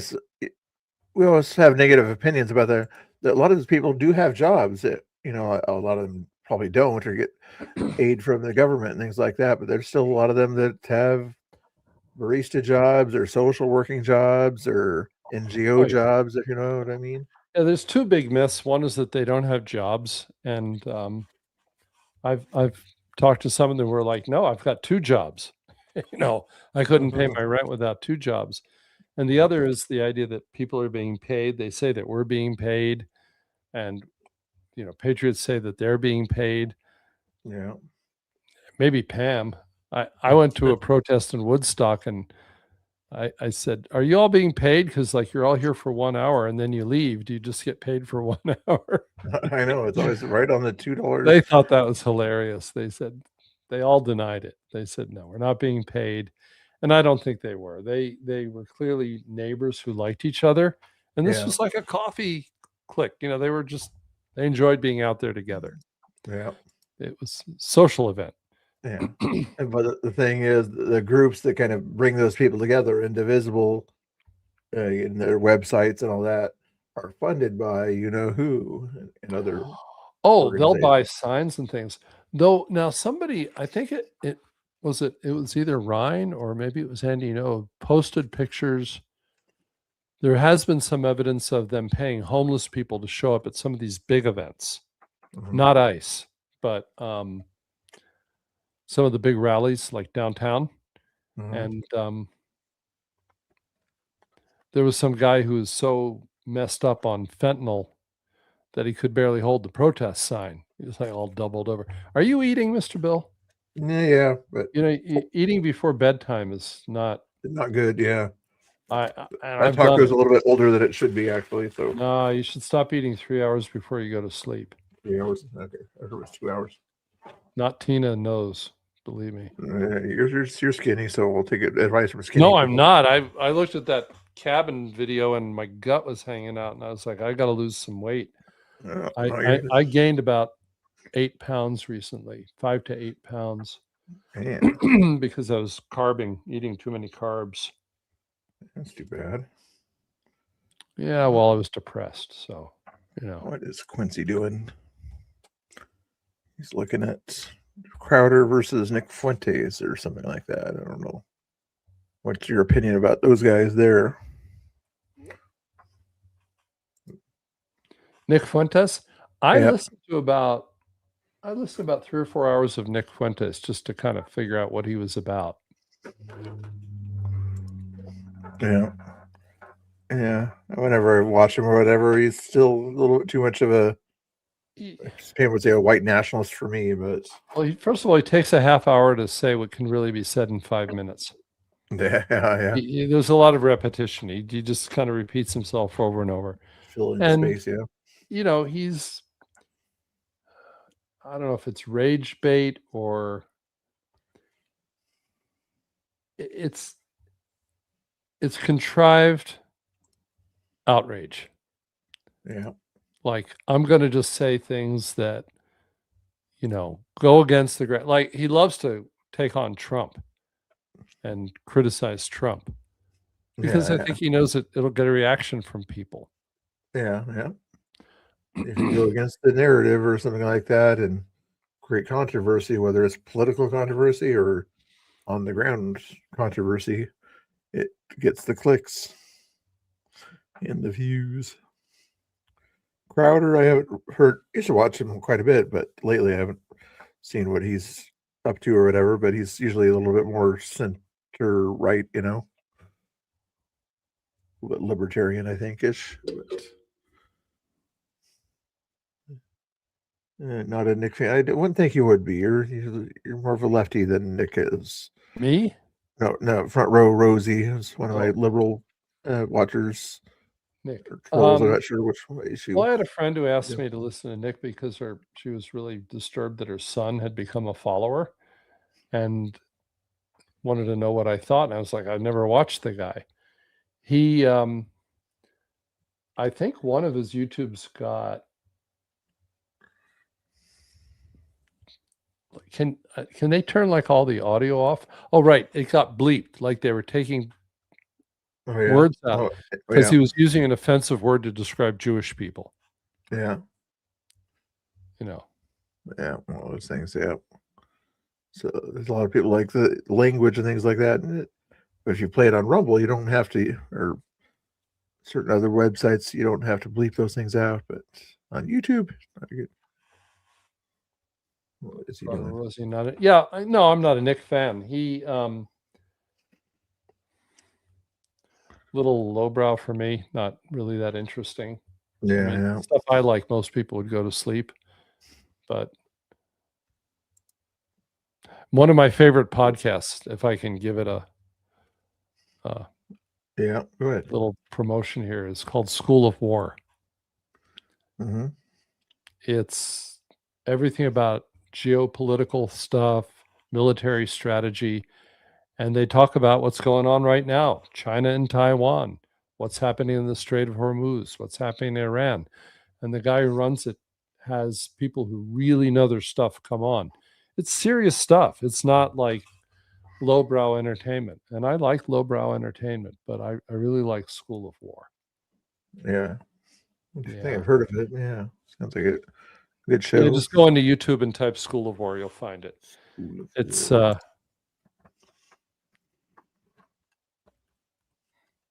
yeah, and I like Rogan. School of War podcast. Joe Rogan. Yeah, yeah. That's what I was when we were talking about Honey Badger Mom and kind of the news versus the chaos kind of people. That's kind of what Joe Rogan kind of does. You know, he talks a lot about news and what's going on there, but a lot of people kind of want to know those personal details or personal interactions between people and their stories, from Elon Musk to what does this actor think about aliens or something like that, you know? So it's not always just covering the latest news, but he covers, some of those sort of special detail, interpersonal things. And that's what some the viewers want to know too about Tommy or whatever. Like, Tommy, how are you doing? How's the family? You know, have you got a new car yet or something like this? You know, that engagement or whatever is like. Isn't that interesting? People get really interested in the personal lives of somebody just because they're on TV or YouTube. Yeah, exactly. They want to kind of follow them to that degree. That's why some people have an Instagram or whatever, or their memberships or whatever. If you want to know more personally, you got to pay to know more stuff about me or something like that. So some people do that. Why, but it's always been true. You remember Dick Cavett? I remember the name. Dick Cavett. He had a talk show at night. Dick Cavett show. Oh yeah. Yeah, he was kind of a brainy guy, but he talked about this once. He said, I get letters. This is before email, right? I get letters from people asking me for advice about their marriage and their personal lives. He's like, I'm just a guy with a talk show. And people think I'm an expert on everything and share all this really personal information. And I think it's always happened. It's once you kind of get to know somebody, if you do people do that to you, Mr. Bill? Do they? No, they don't care about me that way. No, I don't ask you for marriage advice. No marriage advice. They don't care, where I live. BCP does, or wants to know how old I am or something like that. Tries to dox me, but my chat. I'm going to share something with you that okay. And then I'm gonna go to bed. Okay, but back in the day, when I told you I worked for the tabloids, Donald Trump had a very close relationship with the National Enquirer, and he called the Enquirer up for kind of marriage advice once. I think I told you this. I've probably told you this. Maybe. Go ahead. I don't remember it, but go ahead. Well, he called the editor at the Enquirer that he had the connection with, and he said, Marla I'm going to Paris. Marla wants to go to Paris with me this weekend. Paris, France. Yeah. And I think she's going to ask me to marry her. What should I do? Yes. And the editor was like, "Oh, damn!" And he finally just said, "Well, you're Donald Trump. You should do what you want." and it didn't happen that weekend. Oh, wow.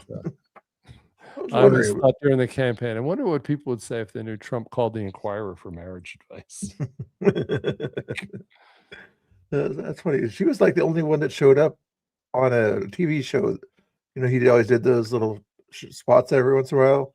She was in on that show with the Will Smith show, Fresh Prince, when he showed up on that Marla? show. Yeah, Marla and Donald. When the daughter, one of the daughters in the show or whatever, said, "You caused all this heartache and everything in my life, blah blah blah," or whatever. And Trump says to Marla, "People blame me for everything." It's like it was so spot on with what goes on nowadays. I think she's a genuinely nice person. Yeah, she was. She's still around, isn't she? Probably. I don't know. Let's Wikipedia.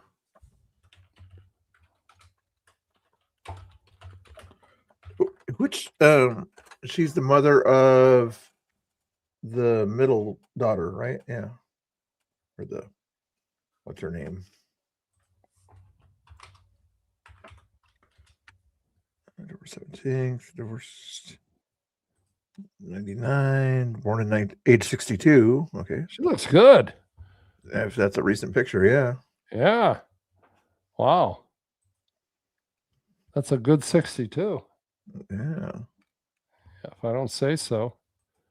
That's if you're looking at Wikipedia, that's probably when she was 50 or something like that on that picture, but it is a newer picture. But yeah, Tiffany Trump is her kid. I'm not sure if she had any kids with anybody else, but you can see the resemblance there. Tiffany. Yeah. Now the audience says you should probably put a picture of her up there. Let's see what she looks like. Let's go back to the Marla Maples one there. Yeah, let's put Marla Maples 2025 into Google Images. That's the one I saw on Wikipedia anyway. Oh, that was a 2014. Add 12 years to that, okay? No, go into Google Images. You guys are picky about it. Yeah, I am. But having worked with celebrities, I can tell you, lighting and makeup can do an awful lot. And if you saw what they look like in real life, sometimes you wouldn't recognize them. You wouldn't recognize them at all. Yeah, that's 2025. Yeah, a little bit of wrinkles there, but still looking good.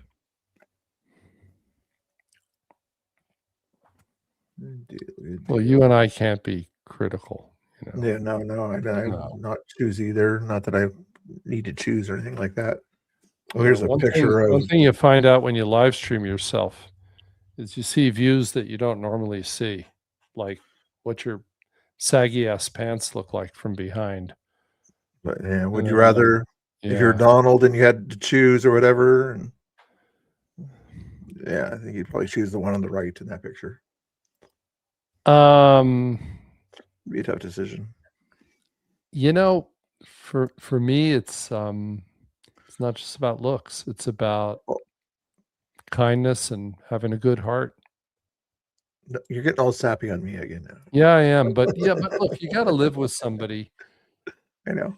Don't you want to be with somebody that is like easy to be with? That's sweet, like that's. What am I missing right now? I saw Will was live earlier, but he says nobody can restream him but Bach or something like that. Not that I could restream him if I wanted to or whatever. But I should have restreamed. I thought I'd only hang out for half an hour, and now it's 11. I was wondering. Yeah, you lost a day of streaming that would have been all evening just shot. Of course, I'm the one that's going to get all the hatred or whatever for saying nice things about Shelly or whatever that you're not going to get because you didn't stream. So. No, but I said nice things and I said some not nice things. Yeah, I said up front, I'm going to piss everybody off. You know, I think she made, I'll say it again, she made a lot of good points, but I don't agree with everything. Yeah. She's, I mean, I think there's room for both serious journalists and entertainers. There's room for both. It doesn't have to be just one or the other. Yeah. Exactly. Yeah. And people can sort of do both at the same time, they may be, They can be, oh yeah. Well, they're looking at the chaos or whatever, and there's no other news around, and they see somebody do a little fisticuffs here and there. What are you going to do? Keep your camera on ice when there's fisticuffs going on down at Patriot Corner? No, you're going to go where the fisticuffs are. And, Shelley's arguing about the fact that a lot of these people couldn't give you, really intellectual explanation of conservatism. Well, those folks on the other side can't do it either. Yeah. Like how many times have we asked them to sort of explain or justify a position, and they're, like Trump's a fascist. Well, why? They can't. Yeah.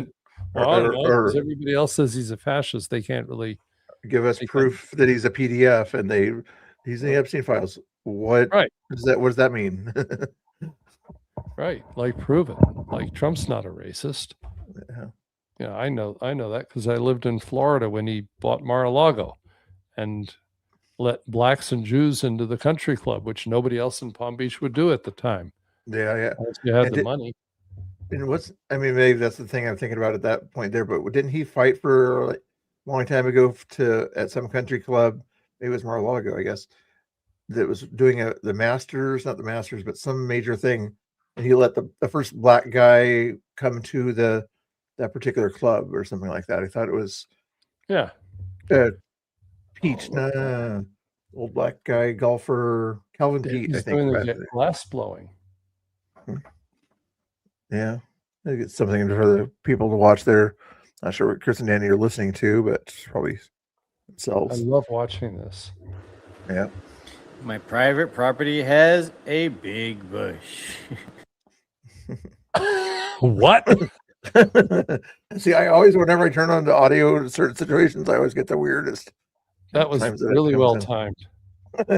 Not on purpose. Not on purpose. Yeah, it is kind of weird doing the glass blowing things there. I used to do a little bit of chemistry back in the day. About other people stealing a stream. Oh, I was wondering if did he talk about Enrique unable to make it to the thing tonight, Louis? Or were you watching that part of it? I was wondering if he was going to bring up that. I'm sure Enrique was busy, and I'm guessing he probably even told Climatics that I might be busy or something like that. But I'm not going to spend time watching Will. Yeah, I know. I got nothing else to do or something like that, and somebody else is restreaming him. I might sort of. Well, let's look at the history there. First of all, the guy does a 180. He was Tommy's bodyguard. Then he decided he wanted to be famous. Yeah. Streaming on his own, and then he would always go into X Spaces and think that he was the tough guy in X Spaces, and like, I got to keep talking. You're not going to go to hands when I'm here talking. I remember some of that kind of behavior in there. I'm like, and then he did the tire thing and the Mace thing in Seattle. I guess I didn't watch it, but I heard that was bad. And for me or whatever, when I hear that a right winger slashed somebody's tires and nobody forced them to do it, I'd think, bye-bye. I don't want to be around you. I'm not saying that maybe Tommy had other reasons for keeping him around, but in my book, that would have been go over there. I don't want to have anything to do with you. Loyalty, to somebody that he considered a friend. Yeah. That would have been my cut-off line at that point there. Everybody's got their own kind of... Somebody said Will did something really crazy last night. Does it? I haven't been keeping up because I don't watch. You better not have been in front of a mirror again or something like that. And I don't want to even get more images of that. Still trying to get over the image when Serena came into my panel one time, and first thing she said to me is, I just got done talking to Enrique after he came out of the shower. I'm like, this is the first thing I hear from you? I I don't want that image in my head.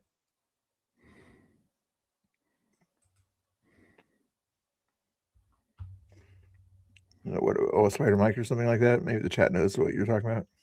Will was trying to saying he punked out Enrique. I don't think so. Yeah, something like that. Or maybe the fact that they both kind of didn't show up at somebody's interview or something like that. That's what the reference is to, because that's about the only thing they have in common. And Will intentionally didn't show up to the interview. I didn't do any video editing tonight. I was supposed to man. start because I shot all this video today of the sawmill. You turned that into a better video there. Hey, let me tell you, it was interesting, huh? I might be able to pull one up. Oh yeah, if you want to do that, yeah. Yeah, I'll just give you a sneak preview. Sneak. Oh, here the world premiere. Yeah.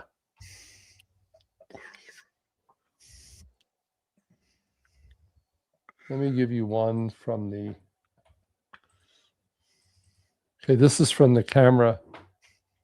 Oh, my browser doesn't support the codec. I'm going to have to convert these. Oh, look at that. My browser doesn't support the codec. Well, Could you put it up there as just a display share? I guess if you only have one display, then it wouldn't work. I don't know. You're trying to do it as a window, but does it give you the option to do it as a? Oh, there we go. I got to get rid of this, I guess, and then add this.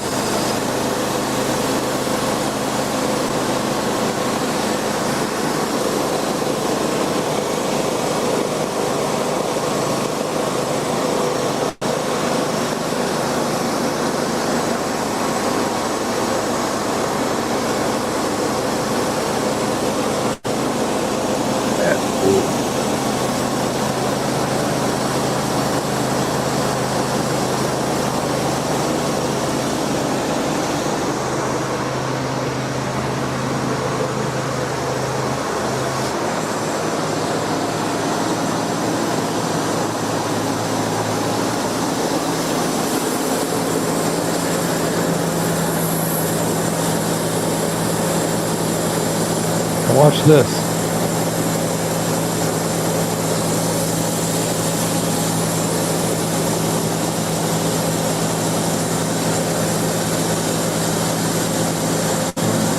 Oh, that's a nice way to do it. Yeah.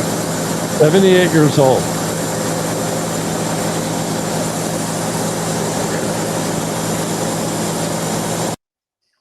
That's pretty impressive there. Being able to do that and using that as a Yeah, support thing. 78 years old. He can do that by him now. A lot of times he has a helper there Yeah. to help with the wood, but he can do it himself if he needs to. Sweet. And he's running this sawmill. Yeah. He doesn't need the money. He just this is what he likes to do. Oh my That goodness. property that he's working on 5 years ago, somebody offered him like $1.3 million for it. It's like goodness. 320 acres, you know. You don't have to say, is that on the east side of I-5 or the west side of I-5? East side or west side of east. East. Okay. Yeah, way east. I figured. Central part of the state. Okay. But yeah, it's kind of fun to hey, look at Cole. Hey, Danny. Hey, Chris. How you doing? I see you. I see you looking at me, looking at you. Sounds like a song. Oh, yeah, how you doing? Nice to see you. Hopefully you guys are doing good. I'm like yell. You're yelling. I Did didn't you hear see you the yell. sawmill, Chris? Good question. Did you see the sawmill? Were you watching the sawmill? We'll play the sawmill again for you if you restream it. And then TK wants to Doing good, show you the Mr. saw. I don't think he hears us. He does eventually if he's watching. Did I see, what did I see? What? The sawmill? Yeah, go ahead and restream us real quick here, and we'll show you footage of a sawmill that's out in the east area here of a 78-year-old guy that I hear runs a sawmill. I hear your Oregonian's not watching me. That figures. The sawmill? Yeah, go ahead and restream us real quick here, and we'll show you footage of a sawmill that's out. Okay, that way I won't get the echo as long as they. I think this is the one. And then I don't. And then take that off there, remove that. Now everybody has to watch the same one again, though. That's okay.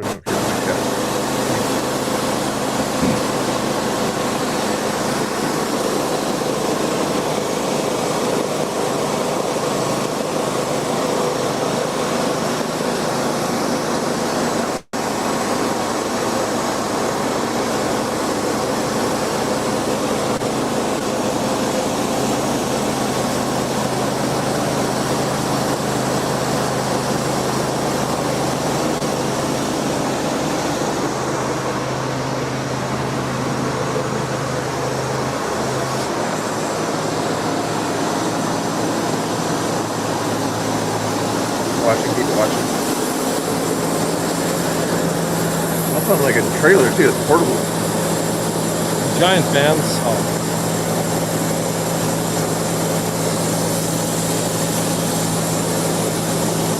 Watch how he transfers this over.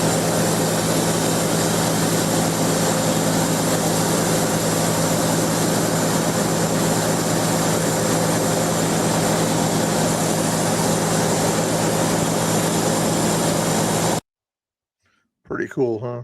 Just wanted to show you that. Just give you something to watch there, but I don't want to go take me off once you've seen that there. That way, when I go back to watching you, you're not getting that sort of other feeling on it, you know? There we go. I appreciate it. You've seen that there. That way, when I go back to watching you, you're not getting that sort of other feeling on it, you know? That was very cool. I know. A very nifty thing there. Oh, there's what's my chat saying. Seen that there. There we go. Very cool. It's out in Central Oregon or whatever, out of Sawmill that NTK likes to go to, and 78-year-old guy able to I like it. handle all that I like stuff. sawmills. I see the small portable ones. I've seen not a gigantic one like that. That's pretty cool. Yeah, that one looked like it was portable too. It was up on wheels, so if you wanted to transport that, It to can be somewhere- towed. It can be Central towed. Oregon. Those are like $80,000. Oh my goodness! Yeah, but On hydraulics. it's got a like little computer, electronic screen on the end there where he can program everything into it to get precise cuts and everything. That's Yeah. crazy. Yeah. Very cool. Very cool. Whose birthday was it? Oh, Louis' birthday. Happy birthday, Louis. Louis. Oh! Now it's your birthday. Okay, Louis. We'll sing happy birthday to you. And when I raid you probably over to somebody, wherever, I ask them to sing happy birthday to you. Happy birthday to you. Happy birthday to you. Happy birthday, dear Louis. Happy birthday to you. Hey, what's up, Angry? Angry's in the other chat. He's not coming into my chat. He must be mad at me for some reason. I don't know. Anyway. Are you getting sleepy yet? NTK, I'm not trying to keep you awake here. But... No, I'm going to say goodnight. All I'm right. going to say goodnight. Thank you for watching there. Everybody Good to over see you. here. Good night, Chris, Danny. NTK over there. Folks in the chat. Good night, Ginger. Never said hello. Front row, Rosie. Who else is still with us? Kamama. Louis. Kamama just popped in. Wow. Rosie. Kamama popped in just a second ago there. Don't know Kamama. At Any rate. Yep. Y'all have a good evening and see you tomorrow. All right. We'll see ya. Have a good night. one. Thank you for popping in. All right. Let's see. At least I don't have to kick his video out of the chat there. You guys doing good? Anything else we should do here at 11:30 at night here? Let me see. Hey, Britt. Why you don't show up and talk to me, Britt, but all of a sudden NTK leaves and you say goodbye to him. I see how you are. Laura 2.0. Speaking of anybody else here, I'll send out that link again. I don't think anybody's going to come in at 11:30 at night to jibber jabber, but if they do want to come in and jibber jabber, I'll put the link in that chat one more time here.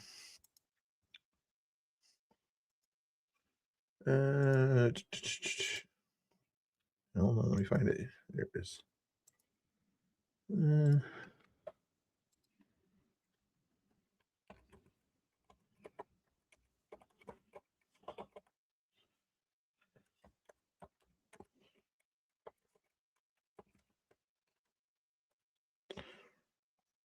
Oops.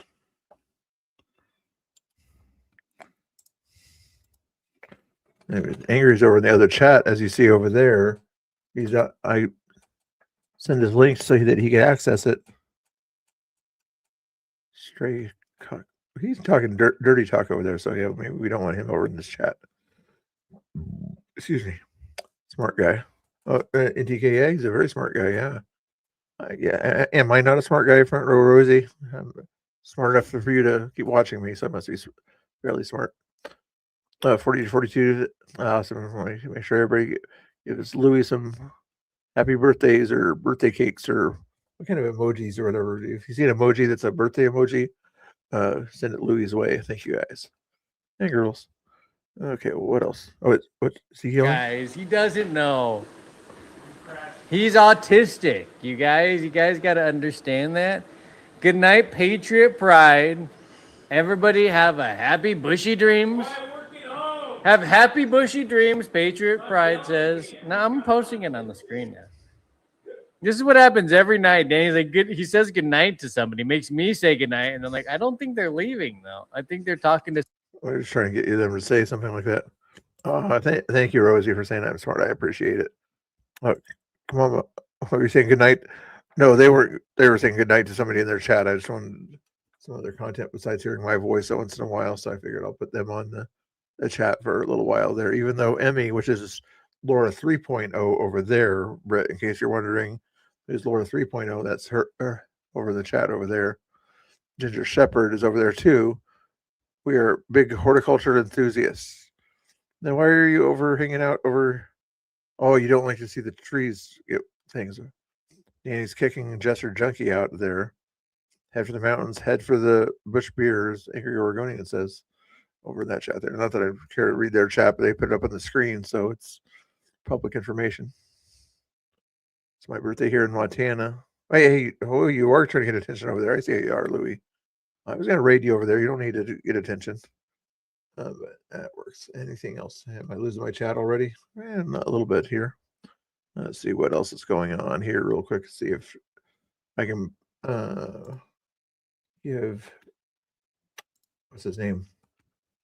Actually, I should have right underneath this. Not that. Is it? There's this one here. Is he still live over here? Scoot ahead here. What's this debate about? Quite often. And what I mean by that is pointing to rhetoric as opposed to policy. So you say, okay, let's assume, although I just don't agree, there are no record deportations. There are in comparison to Obama, to Clinton, certainly to Biden. We certainly would have to agree on that because they counted border turnaways. But net negative migration. Okay, that doesn't matter. You're pointing to the rhetoric. Okay, H-1Bs, that doesn't matter because you're pointing to the rhetoric. You also have to look at other numbers, like, for example, the job growth under Biden entirely to foreign-born workers. These numbers also don't lie. Net negative for native-born Americans. All right, guys. That's BCP there. There's 25 of you guys here. Where are you guys wanting to go if you're going to stay up a little bit later or something like that? Should I send you guys, when I end the stream, to BCP? Who's covering the debate between Crowder and Fuentes, or would you rather hang out with Chris and Danny at the glass blowing things or whatever that they're doing? Ooh, that's why is that picture still on there?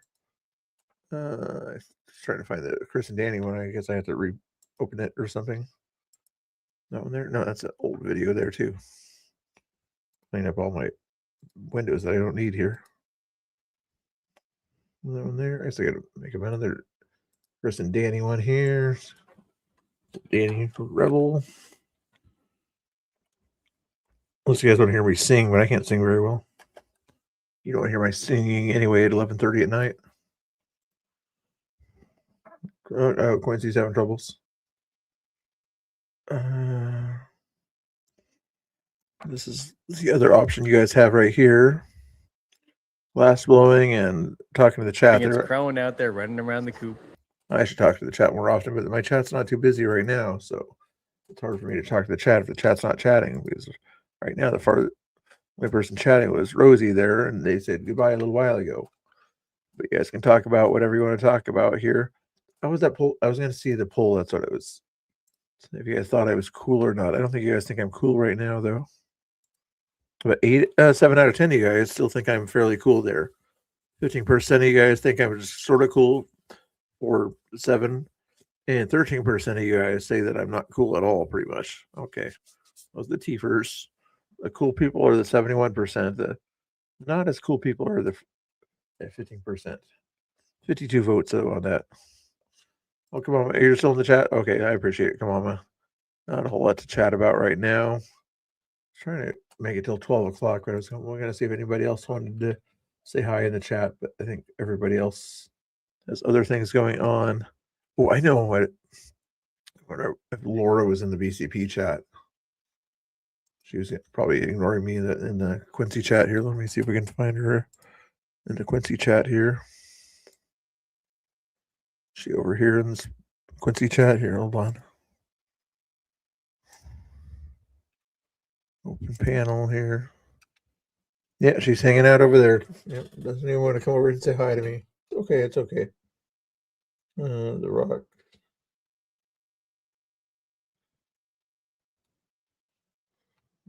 Employees stop deporting. You guys asked me what it was. That's a big piece of what it was. Right? I'm surprised he kind of started all of it. Because most people don't know it. But that's exactly why it happened. Why he stopped the mass deportation. Everything that he just said there. Because America needs the immigrants for cheap labor. In your opinion? For farming. Okay, I'll go back. And this is coming from high sources. So I'm surprised that he actually just spilled it. It wasn't me. And by the way, you're saying it's all rhetoric. Let's look at the policy. After they withdrew from Minneapolis, they said, we're done doing raids. They were doing these big operations in Chicago, New York, Minneapolis, where they surged thousands of CBP and ICE into the city. And what they would do is patrols. They would have ICE out on the street, basically looking for illegals, going door to door. What they've done since then is they put body cams on them. They stopped doing these big surges. They stopped doing the patrols and the big raids. And what they've effectively shifted over to, like in New York, for example, is they're only going to go to the prisons. If someone gets arrested. Oh, I see. Yeah, is that a compliment calling you Laura 3.0? I'm not sure if I meant it as a compliment there, but Britt might be in the chat. Britt is Laura 2.0, and you're Laura 3.0. So yeah, you have to be meaner than me, than Britt or Laura there to move your area up there into the 2s or the 1s there. Laura 1.0 that's totally ignoring me right now, even though she knows I'm live and she has a phone. She can simply say, here, hey, Mr. Bill, I'm watching Quincy. I'll watch you later. She couldn't bother herself to do something as simple as that. At least Emmy's nice enough to come over here and say something to me or something like that. So that was nice of her. Ginger Shepherd, the nice person there. I don't think she wants to be compared to Laura in that respect there. So I appreciate the love and the respect there. Thank you so much there. So I think at least you're watching me. BCP is not even acknowledging my chat. So at least Chris and Danny are sending people over to say hi to me. So I guess we'll get the raid ready for them if that works for you. And I'll probably have to put it on the screen here for you. Here, let's see what the rest of their chat is saying about me over there. With Danny Rebels.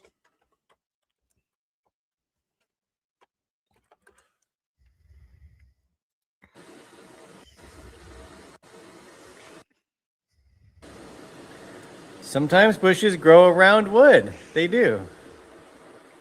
They grow around wood. A compliment to be Laura 3.0. I don't know if women want to be compared to other women. I guess I don't know. It can be you, I guess there, but I appreciate it. Mike Hunt should meet up with Mike Hawk. Angry. I invited Angry to come on to my show. He didn't come on to my show either. So someone hacked my account. I'll get the raid ready here. Ginger. Emmy, who am I going to raid? Chris or Danny? If you're listening, I'm listening now. Yeah. When we send it to Chris or Danny, does it matter to you?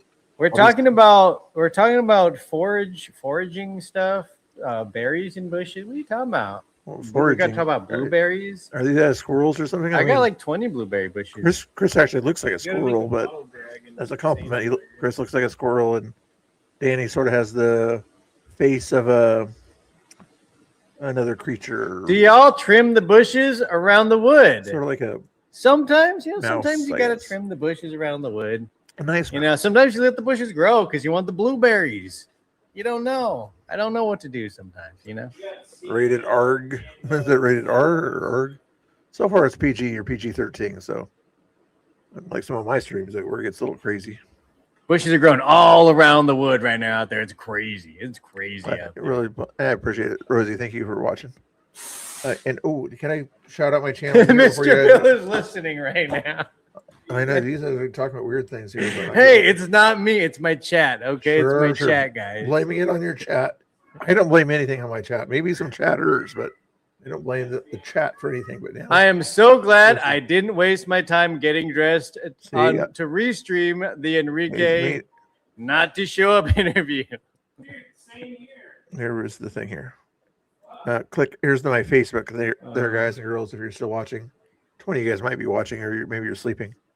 But if you guys wanted to do a quick favor for me, follow me on Facebook. There, if you have a Facebook still. But I'd appreciate it. Mr. Bill for Freedom on Facebook. Click on the follow or the like or whatever it is over there. I think you have to be a follower. But then if I get 4 more followers, I'll be able to live stream to Facebook. That's one of my goals, I guess, if you will, as far as my streaming goals. But please give that one a like. Follow over there if you like the Facebook. I appreciate it. What did Emmy say? You don't do Facebook. She's too cool for school there. Okay. That's why we call her Laura 3.0, because she's too good for the old time stuff. She's too special there to do old guy stuff like Facebook. I see how you are, Emmy. I see how you are. You're too special. There we go. I'm so cry laughing right now. Okay. Who's funnier, Emmy? If you're cry laughing, is Chris funnier or am I funnier? Come on. You're probably going to say Chris is funnier because you're a mod in his channel. Actually, are you a mod in my channel? Not right now. You probably could be if you wanted to be, I don't guess. But anyway, I think I'm funny. Yeah, you're too cool for school. Yep. Yeah. I'm guessing you're a young lady and you were probably not in school not too long ago. See how nice I am to Laura 3.0? I'm not sure where Laura 2.0 is. She probably went to sleep in the chat. Laura 1.0 is over on the other stream ignoring me. So that's what's going on over there. I was going to play a song here. Oh, that's interesting. Yeah, if you want to answer that one, Emmy, you can. No, I think your Oregonian had a funny thing to say in his stream there. Let's see. You guys want to see what he says there? Ooh. Make sure you guys follow Not Tina Kotex on YouTube also. But let me get that banner off the screen. There we go. It's pretty fly for a white guy. My kids are in their 20s. Okay, I knew something was young about you. I mean, I thought it was you, not your kids. So your kids are the young ones. I got you. Panda is calling for Santa here. Is that what's going on over there?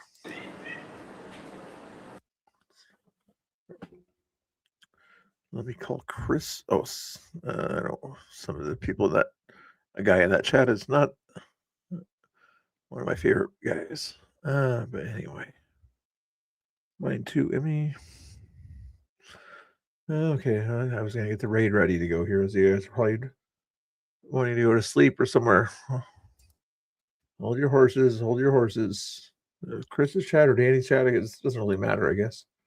I gotta press a few buttons here. I was trying to make it to 12 o'clock, but I couldn't quite make it. So 11:40 here. We'll send you guys over there if you guys wanted to do some last second thingamajiggers, the super chats or cash apps. I don't think anybody sent a cash app. I'll double check for the heck of it though. No cash apps were sent. No worries. Just had to double check. I sent a few cash apps during the stream earlier. There's the button there. You still behaving yourselves? See you next time. Yeah, no problem. Front row Rosie, thank you for popping in. Even if you're a little bit of a liberal, it's okay. We forgive you. You could probably tell by now when I'm being sarcastic, right? Sometimes I have to tell people I'm being sarcastic when I'm being sarcastic. Other people kind of figure out the sarcasm ahead of time. So hopefully you're one of those people that can kind of pick up on the sarcasm. Thank you for streaming. Oh wow, Emmy is trying to be nice. I'm not sure if she's trying to be nice for some devious reasons or something else is behind her niceness there. Sometimes these Laura 2.0s and 3.0s, they have reasons why they're being nice, and it's kind of it's scary why they try to be nice and say nice things. So you gotta watch out for those Laura types. Where is it? I'm just gonna go over here. No, I have not been drinking tonight. Well, I did get a $2 super chat from Tina for helping him out tonight. That was nice of him. Not that I'm asking for money. I just said it was nice of him to do that. Where's the buttons I want to hit? There's another button over there. Here's a button. Where's the other? Here's the my message to redirect. There it is. Are they both live over there? We got Quincy. Go watch BCP also if you guys want to hear about that debate there. Exclamation point BCP for that one there. Otherwise, since Chris and Danny are the ones that we've been watching tonight, we'll send you to Chris. Should we send you to Danny? Oh, eeny, meeny, miny, mo. Emmy, I'm going to make you be the decider. Emmy, who gets the raid? Emmy, who are you gonna put you on the spot? Emmy, who gets the raid? Who do you like better? Okay, Chris or Danny? Who is going to get the raid? You can only choose one. I'm not going to be put on the spot. Chris gets the raid. Okay, you like Chris better than Danny is what I'm taking by this. Okay, there's the proof that she likes Chris better than Danny. I'm not sure if Danny knew that or not. No, it's Chris or Danny. You said Chris first, so it's going to be Chris. All right. I'll give you one more chance to decide. Okay. I'm not sure if they're listening or not. One of the biggest military bases where. Oh, that's Sparky's voice, whatever. Chris or Danny. I think you said Chris first. Is it going to stay with that one? I can't split the thing. People can go to Danny's if they want to, but the raid itself is going to go to one or the other. Come on. Okay, I think you like Chris better, so I'm going to do this. I'm going to put Danny's channel right there. So, and then raid Chris and say Chris comes. Oh, you're going to blame it on the alphabet. I see how women always come up with these excuses or whatever why they do things. That's one of those women excuses, I think, there. But anyway, I'm going to tell Chris that you like him better than Danny. But if you guys do want to watch Danny's stream, even though it's the same stream, click on that link there. But the raid's going to go to Chris because that's what Emmy likes Chris better. Okay, here it comes. Save that. No music for you guys tonight. Okay. Okay, everybody in the chat. Emmy's not going to say this to Chris's chat, but when you get over there, tell her Emmy likes Chris more than Danny. Okay. If you guys need to copy and paste that, I'll write it down for you.